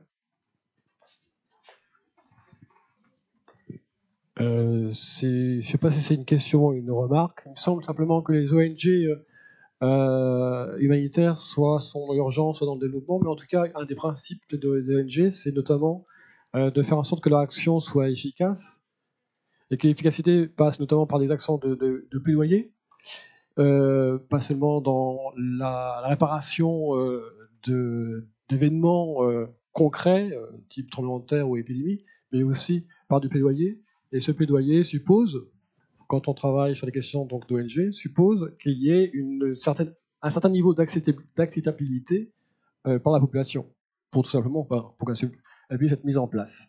Donc la question, finalement, quand les ONG travaillent, elles cherchent peut-être, je ne sais pas si c'est le terme de oublier qu'il faut employer, c'est plutôt le terme d'autocensure. Autocensure interne, on l'a évoqué à travers les trajectoires personnelles et professionnelles de certains qui vont vont nier leur orientation sexuelle pour des raisons de carrière, mais aussi simplement autocensure aussi autant au niveau institutionnel, à savoir que elles estiment, à tort ou à raison, que leur action ne sera pas efficace parce qu'elle ne sera pas recevable par la société d'accueil dans laquelle va se déployer leur action. Donc non, quelque part, dans l'agenda, l'ONG intervient trop tard. La chose se passe au niveau éducatif, au niveau des parents, des familles, de l'école. C'est une remarque. Intéressant, merci. Eh bien, on va commencer par Joël, apporter des questions, des réponses à ces questions. Joël, alors j'ai 2 microphones maintenant. Alors, déjà, je vais répondre sur la question des minorités ethniques. C'est la question à laquelle on n'a pas répondu. Et là, on a une grosse influence des théories américaines depuis la fin des années 90, qu'on appelle des théories sur l'intersectionnalité, c'est-à-dire ce sont des théories qui... Comment ? L'intersectionnalité, ouais. Qui permettent en fait de prendre en compte ce qu'on appelle les doubles discriminations ou les discriminations croisées, c'est-à-dire je suis lesbienne, noire, ou je suis gay, de telle minorité, je suis gay handicapé. Ça, ce sont des théories qui permettent en fait de ne pas prendre en compte une seule discrimination ou une seule situation de discrimination, mais de les envisager sous un angle un peu multiple. Et je sais qu'à SOS Homophobie, on a créé un groupe en 2015 qui s'appelle le groupe Racisme et Diversité Ethnique, qui permet d'intégrer des questions spécifiques, puisque l'homophobie qui est vécue, ou la transphobie qui est vécue dans certaines communautés ou sous-communautés, par exemple ethniques, ne se manifeste pas de la même manière que dans d'autres communautés. Donc nous, en tant qu'SOS Homophobie, ce qu'on veut, c'est aider le plus de victimes possible et que toutes les victimes d'homophobie puissent téléphoner à SOS Homophobie, puissent se sentir concernées. Et donc pour ça, on a mis en place, par exemple, et je sais que ça fait polémique entre des théories plutôt universalistes et des théories plutôt relativistes, on a mis en place des groupes de personnes, par exemple des groupes de parole non mixtes, réservés aux femmes ou réservés aux hommes, pour justement libérer la parole. Parce que parfois, il est nécessaire, et je discutais récemment avec une ONG américaine qui me disait que des lesbiennes qui appartiennent à la communauté afro-américaine ne vont pas forcément être à l'aise de parler des violences lesbophobes, en l'occurrence, dont elles peuvent être victimes si elles sont dans un groupe avec des personnes qui ne sont pas comme elles, qui ne sont pas leur père, en fait. Ça ne veut pas dire qu'on s'enferme dans un communautarisme, parce que j'entends déjà la remarque où on nous dirait « Attention, vous êtes en train de rompre le principe d'universalisme, où on est des êtres humains avant tout. » Attention à ça, parce que et je veux pas non plus tomber dans le relativisme, ce qui sont des théories que par ailleurs qui ne sont pas forcément les bonnes non plus, mais il faut quand même se rendre compte que l'universalisme à tout prix peut nous faire passer à côté de certaines situations de détresse et de souffrance de personnes LGBT, parce que ces personnes-là peuvent ne pas être à l'aise de libérer leurs paroles, de s'exprimer, de parler des violences dont elles sont victimes, si elles ne sont pas dans un milieu, par exemple dans un groupe de parole non mixte, dans un groupe de parole réservé à des personnes racisées. Et ça, c'est très important parce que mais c'est temporaire, c'est-à-dire quand un groupe de parole se réunit, par exemple entre des personnes de la communauté afro-américaine ou c'est un groupe de parole qui est temporaire, qui se réunit de manière ponctuelle, et ensuite il s'ouvre vers la société, bien sûr qu'il va échanger son expérience avec la société. Évidemment qu'il ne va pas rester, ce groupe-là va pas rester figé et fermé sur lui-même, mais c'est bien évidemment une solution temporaire pour ce qu'on appelle des safe bubbles, une zone de sécurité pour que la victime de LGBT-phobie, de racisme, de toute forme de haine, puisse parler, libérer la parole. C'est aussi le cas pour les violences faites aux femmes. Donc en fait, il ne faut pas être dogmatique sur ces questions-là, sur ces questions d'aide aux victimes. Et bien sûr que, pour répondre à votre question, la question des minorités en général, en fait, c'est la question de savoir si on a déjà fait un jour l'expérience de la minorité. Est-ce qu'un jour j'ai fait l'expérience de la minorité en tant que femme, en tant que LGBT par exemple, ou pas? Et tant qu'on n'a pas fait l'expérience de la minorité, on ne peut pas savoir ce que c'est que d'être invisibilisé, nié, rejeté, être mis à l'écart. Donc ça, il faut vraiment en parler, et c'est quelque chose qui est fondamental et qui est commun, et ça répond à votre question peut-être, qui est commun à toutes les formes de haine et à l'encontre de minorités, qu'elles soient ethniques, religieuses, en raison de l'orientation sexuelle, de l'identité de genre, etc. Sur la question de l'école, en France en tout cas, juste pour répondre à votre question, bien sûr qu'on a depuis très longtemps compris que la clé pour faire reculer structurellement l'homophobie, en France mais comme ailleurs, c'est l'éducation. Et c'est la raison pour laquelle SOS Homophobie, mais bien d'autres associations aussi, ont des agréments auprès du ministère de l'Éducation nationale française pour intervenir en milieu scolaire, dans les collèges, dans les lycées, et faire ce qu'on appelle des interventions en milieu scolaire, des IMS. SOS Homophobie a sensibilisé 26 000 élèves à la lutte contre l'homophobie en 2017. Partout en France, c'est une intervention en milieu scolaire par jour, pendant toute l'année scolaire, sur l'ensemble du territoire. Nous, on intervient dans les collèges, dans les lycées, bénévolement, pendant 2 heures. Et pendant ces sessions de sensibilisation, on est là pour, tout d'abord, écouter les élèves, en fait. Parce que bien souvent, on se rend compte qu'ils n'ont jamais parlé d'homosexualité, ils n'ont jamais parlé d'homophobie, ils n'ont jamais parlé de racisme, d'antisémitisme. Et on observe qu'il y a des craintes, il y a des idées reçues, il y a des préjugés qui sont hérités de leurs parents, de ce qu'ils regardent à la télé, d'une culture. Et ces stéréotypes-là, ces idées reçues, ces préjugés, on les retrouve aussi dans les pays, dans les pays étrangers qui considèrent que l'homosexualité est quelque chose qui est importé par les Blancs, etc. Tout ça, ce sont des stéréotypes, des idées reçues, et nous devons en tout cas, il est de notre responsabilité de les déconstruire. Il faut déconstruire ces stéréotypes pour pouvoir structurellement faire reculer l'homophobie. Enfin, il y avait une question sur je sais plus. Ouais. Sur quoi, pardon?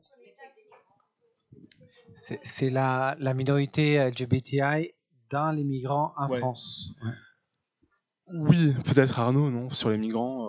On va faire en fait un dernier mot, si tu veux nous laisser un dernier mot, Joël. Sur la situation des migrants LGBT, la question elle est extrêmement compliquée parce que toujours pareil, je sais qu'on demande en général dans le cadre des récits que vous faites auprès des offices qui traitent les demandes demandes d'asile, on demande parfois de démontrer l'homosexualité de la personne.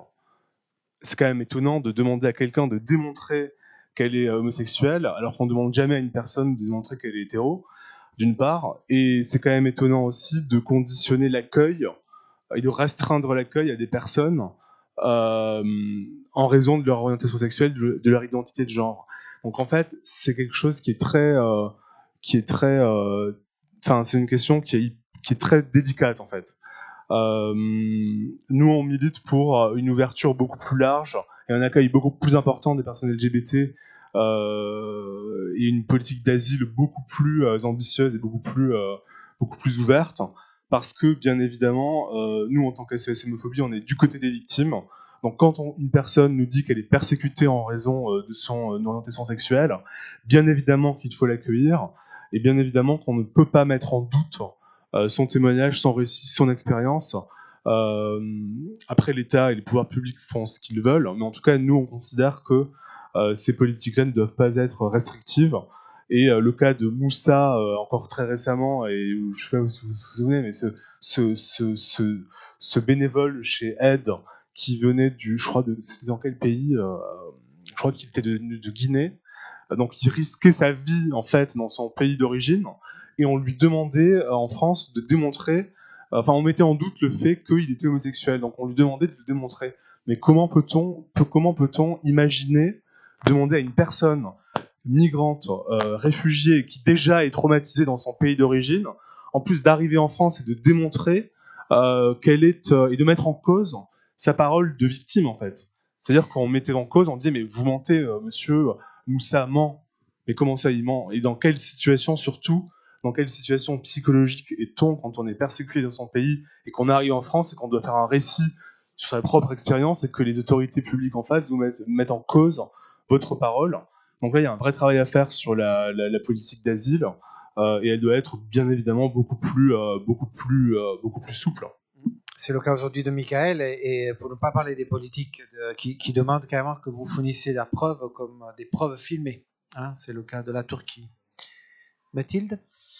Oui, alors, ce que j'ai pu un peu retenir globalement des questions, c'était qu'est-ce qu'on a de concret à proposer aux autres ONG.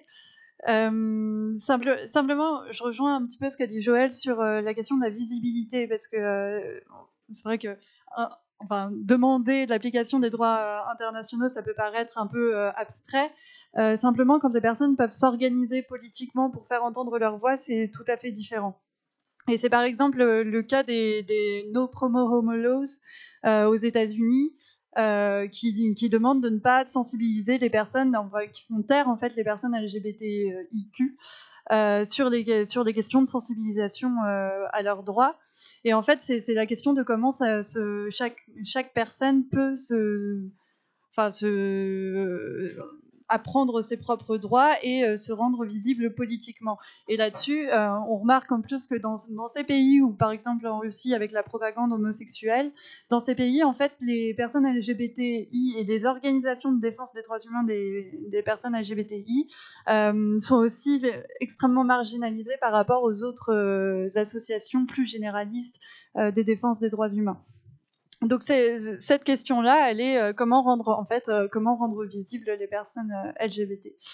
La seconde question, j'ai retenu aussi, je vais faire de manière assez générale. Nous sur l'asile, ce qu'on a, c'est surtout des observations sur la Turquie.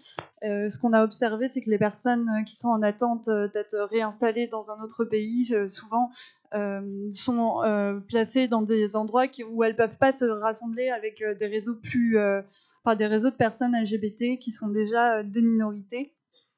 Donc, ce qu'on demande, la seule recommandation qu'on demande, c'est que ces personnes-là puissent se situer dans des grandes villes afin qu'elles soient avec d'autres réseaux de soutien des personnes LGBT. Parce que c'est vrai que souvent, elles sont aussi marginalisées par rapport aux autres demandeurs d'asile. Véronique, un mot de la fin? Oui, alors rapidement, mais c'est dommage, je viens de quitter la salle. Je voulais juste rebondir rapidement sur une des dernières questions qui resserre un petit peu plus sur la France, et de Madame également tout à l'heure, qui demandait mais qu'est-ce qu'on fait en France ou voilà. Donc c'est vrai que clairement il y a un problème de moyens en France, de subventions des associations et qui prennent à bras le corps ces problématiques LGBT. Tu disais tout à l'heure, Véronique et Joël, qui travaillent pour SOS Homophobie. En fait, non, on ne travaille pas pour SOS Homophobie. On a un travail par ailleurs. Nous sommes tous des bénévoles chez SOS Homophobie. C'est la nature même de l'association et tout simplement, on n'a pas de moyens pour salarier des personnes, en fait. Donc, on a un temps partiel, une secrétaire administrative, dans un local qui nous est prêté par une mairie d'arrondissement à Paris. Mais voilà, donc oui, il y a un véritable manque de moyens. Donc on fait avec ce qu'on peut, on fait avec toute la bonne volonté du monde. On prend des demi-journées de travail, on s'absente, voilà. Donc il y a un vrai souci là-dessus. Donc on fait presque de l'humanitaire en national, mais c'est ça.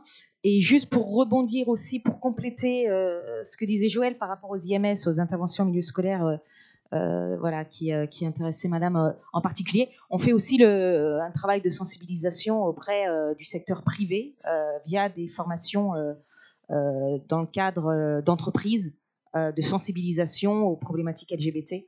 Donc tout à l'heure, quand Arnaud et d'autres personnes se demandaient aussi des liens possibles entre les ONG et le privé, nous, en France, on fait aussi des formations de sensibilisation à ces problématiques-là auprès des RH qui nous sollicitent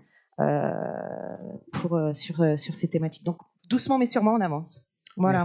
Merci Véronique. Arnaud, un petit mot de la fin? Petit. Ça veut dire qu'il faut que je me taise. Bon, message reçu. On nous censure! Non, je rigole. Des exemples concrets. Joël vous parlait de Moussa. En fait, ce qui se passe, c'est que Moussa, il n'est pas homo. Moussa, il est bi. Donc, lors de son entretien avec l'OFPRA, quand on lui a demandé s'il avait des rapports avec des femmes, bah, il a répondu que oui, puisqu'il est bi. Et l'officier d'OFPRA lui a dit, bah alors vous êtes hétéro? C'est quoi le problème? Voilà. Je vous laisse là-dessus. Sur cette question-là, parce que c'est pas fini. Le cas de la Tchétchénie. Grande campagne de médiatisation au printemps de l'année dernière sur la Tchétchénie. Bon. On prend contact avec l'ambassade à Moscou. Très bon accueil de l'ambassade de France à Moscou. Un groupe pilote d'ambassade à Moscou se met en place avec des conditions qui sont très compliquées quand on opère en Russie, qui est que ces sujets-là, les ambassades sont super surveillées par les autorités russes. Le groupe se met en place. On arrive à les mettre en lien avec les ONG qui travaillent, notamment à Moscou ou à Pétersbourg, pour sortir pour sortir les Tchétchènes de Tchétchénie. Parce que la première étape, c'était ça. C'était déjà de les sortir de Tchétchénie, sachant que, si vous ne le savez pas, pour voyager à l'intérieur du territoire russe, il vous faut un passeport. Donc, c'était des gens qui n'avaient pas de passeport. Donc déjà, il a fallu qu'on leur envoie des passeports en Tchétchénie, alors que la répression en Tchétchénie avait lieu par les autorités, et on leur a dit, bah, vous allez aller voir vos bourreaux pour leur demander des passeports. Bon, bref, on a réussi, on les envoie à Moscou, à Saint-Pétersbourg, ou ailleurs dans l'ouest russe. Et après, il a fallu les sortir de Russie.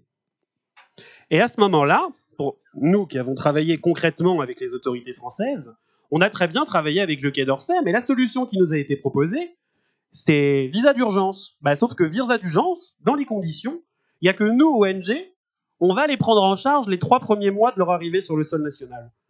On n'a déjà pas de salariés, on n'a pas de local. Comment vous voulez qu'on prenne en charge? On aimerait bien, non mais je veux dire, moi je rêve de le faire. Enfin, franchement, s'il y avait que ça, on le ferait. Mais on n'a jamais gagné au loto. On ne peut pas inventer de l'argent qu'on n'a pas. Et la seule réponse qu'on a, c'est vous allez les prendre en charge pendant 3 mois, et après, l'OFI et l'OFPRA vont prendre le relais. Et encore, ils sont tellement débordés qu'ils ne le font même pas déjà avec ceux qui sont là, dans le cadre des procédures classiques. Bon, voilà, c'est ça aujourd'hui la réalité. La réalité, c'est que, mais c'est pas que sur les questions LGBTQI. Si vous prenez le cas de la petite enfance ou du handicap, regardez le nombre de politiques publiques en France qui reposent exclusivement sur le travail de la société civile. Si vous arrêtez les ONG et les associations qui travaillent sur le handicap, il n'y a plus rien en France qui est fait sur le handicap. L'intégralité des politiques publiques du handicap en France sont basées sur le travail bénévole des associations. C'est aussi valable sur nos questions LGBTQI, c'est valable sur d'autres trucs. C'est aussi valable sur la question plus générale des migrations, sur la question des petites enfances, sur la question des violences faites aux femmes. Si vous regardez les plus grosses organisations qui prennent en charge les femmes victimes de violences en milieu domestique, elles sont toutes bénévoles. Il y a un véritable désengagement des autorités publiques là-dessus. Donc pourquoi est-ce qu'on ne peut pas faire beaucoup plus? C'est parce qu'on n'a pas les moyens de faire plus. On rêverait de pouvoir faire plus, mais la réalité, elle est aussi basique que ça. C'est des moyens qu'on n'a pas et que l'État ne met pas à disposition. Un autre exemple, par exemple, ce qui s'est passé en Tchétchénie, il s'est à peu près passé la même chose en Azerbaïdjan. Personne n'en a parlé parce qu'il n'y a pas eu de mobilisation internationale là-dessus. Nous, en tant que diplomates en interne, on a travaillé là-dessus. Les réfugiés azerbaïdjanais, le premier pays le plus proche, et comme ils en parlent la langue, c'est la Turquie. Parce que c'est un pays turcophone. Ils vont à Istanbul, ils font leur demande, et le consulat à Istanbul leur a refusé les visas. C'est-à-dire qu'aujourd'hui, nous, associations, on leur a promis qu'on allait les aider, on l'a fait, et lorsqu'ils ont été confrontés au consulat français à Istanbul, puisqu'en l'occurrence le couple auquel je pense est à Istanbul, on leur a répondu, il n'y a pas de problème, la Turquie c'est un bon pays, restez en Turquie. Erdogan. C'est sûr, mais en même temps, la France est cohérente, la Turquie fait partie des pays sûrs. Pourquoi on les exfiltrerait de Turquie? Ils sont bien en Turquie. Non, a priori, s'ils font tout pour se barrer, c'est qu'ils sont tout sauf bien. Mais il n'y a pas que la France. Un couple syrien qui a fait sa demande au consulat maltais à Istanbul, consulat général de Malte à Istanbul. A dit, mais c'est quoi le problème des LGBT en Syrie? Alors je crois qu'ils n'ont pas Internet, ils ne doivent pas voir la télé, parce que c'est les seuls à pas être au courant de ce qui se passe en Syrie. Le consulat maltais à Istanbul, c'est quand même l'Union européenne, soyons sérieux 2 minutes, leur a répondu, mais il n'y a aucun problème en Syrie. À la rigueur, en Turquie, déjà, c'est une solution de secours, mais même en Syrie, il est où le problème? Je sais pas, par exemple, parce qu'on nous balance du haut des immeubles. Et sans parachute. Et le consulat maltais à Istanbul leur a répondu, mais il n'y a pas de souci. Il n'y a pas de problème en Syrie, vous ne faites pas partie des populations discriminées. Non, c'est sûr, ça se serait. Le problème, c'est que ça se sait. Donc elle est là aussi, la réalité aujourd'hui. Les autorités... Alors, il y a une question qui est la question de la gestion de l'OFPRA, et Joël en a parlé, mais les entretiens qui sont commis à l'OFPRA, notamment en ce qui concerne les demandeurs d'asile LGBTQI, sont de nature mais absolument scandaleuse. Mais il n'y a même pas que ça. Il y a même ce que font les postes avant à l'étranger. Le problème, il commence là-bas, sur place. Moi, je suis franco-libanais. Je suis cofondateur d'une organisation gay au Liban. On a été dans les camps, dans la Beka, à la frontière avec la Syrie. Et l'ONU, donc c'est-à-dire le Haut Commissariat aux réfugiés, nous a dit, on sait que là, dans le camp, il y a des populations vulnérables. Donc ils ont fait intervenir des ONG, et ça répond à votre question, spécialisées sur le sujet, parce que les ONG généralistes n'arrivaient pas à traiter le sujet. Simplement, je pense, par manque de connaissances, ou aussi par réticence, parce qu'il ne faut pas être non plus angéliste. Les discriminations que vous trouvez dans la société, les gens qui font de l'humanitaire, ils ne sont pas meilleurs que les autres, hein, ça c'est un mythe. Hein. Vous avez aussi d'énormes problèmes d'LGBTQI-phobie au sein des organisations humanitaires. Faut pas croire qu'on est mieux que le reste de la population, c'est pas vrai. Hein. Dans les communautés LGBTQI, il y a des problèmes de racisme, de sexisme, d'antisémitisme. Mais dans les organisations générales, vous avez aussi des problèmes de LGBTQI-phobie. Donc ils nous ont dit, allez dans la Beka, allez dans les camps, vous, les PD de Beyrouth, parce que je vous jure que c'est carrément comme ça qu'ils nous ont parlé. Hein. Les PD de Beyrouth, allez voir ceux qui sont dans les camps, dans la Beka, et essayez de les identifier, parce qu'ils font partie des prioritaires, qui vont avoir un statut prioritaire auprès du Haut Commissariat des réfugiés de l'ONU. Bah oui, moi je veux bien, mais comment on fait? On met un drapeau arc-en-ciel au milieu du camp, et puis on attend que les gens fassent une ronde autour. Mais non, mais il faut. Alors, je ne sais pas si certaines d'entre vous ont vécu cette réalité, mais cette réalité, c'est que vous avez des milliers de tentes au milieu d'un désert, parce que la Beka, c'est quand même quasi un désert, et qu'on vous demande, bah allez les identifier. Là, j'ai pas de baguette magique, je m'appelle pas Merlin. Je fais comment? Alors, le moyen qu'on a fait, c'est qu'on a communiqué sur le fait que notre organisation existait, et on s'est dit, bah on va bien voir qui vient nous parler. Bon, heureusement qu'on avait pris un grand thermos de thé parce qu'on a attendu longtemps avant que quelqu'un passe la porte. Et la réalité, c'est que dans ces tentes, en fait, vous retrouviez les solidarités familiales ou régionales qui existaient en Syrie. Quand vous avez une famille qui quitte tout, bah évidemment que même dans le camp, elle reste unie. Et donc la personne qui est discriminée en raison de son orientation sexuelle ou de son identité de genre, elle va pas tout d'un coup devenir flamboyante parce qu'elle a passé la frontière. Elle vit toujours au sein de la communauté, dans son parcours de migration, qui la discrimine dans sa région d'origine. Donc il ne faut pas imaginer que tout d'un coup, on ne peut pas attendre de nous, les ONG, que tout d'un coup, on met la formule magique dans les camps, alors que se reproduisent les mêmes systèmes d'oppression qui existent dans les contextes d'origine. Pardon. Mot de la fin. Bah, fin. Alors merci pour avoir été avec nous. Un grand merci à notre panel. Et désolé pour les 30 minutes qu'on a pris, mais je pense que ça valait la peine. Voilà. Merci beaucoup. Merci d'être venu ici à l'IRIS et à la prochaine.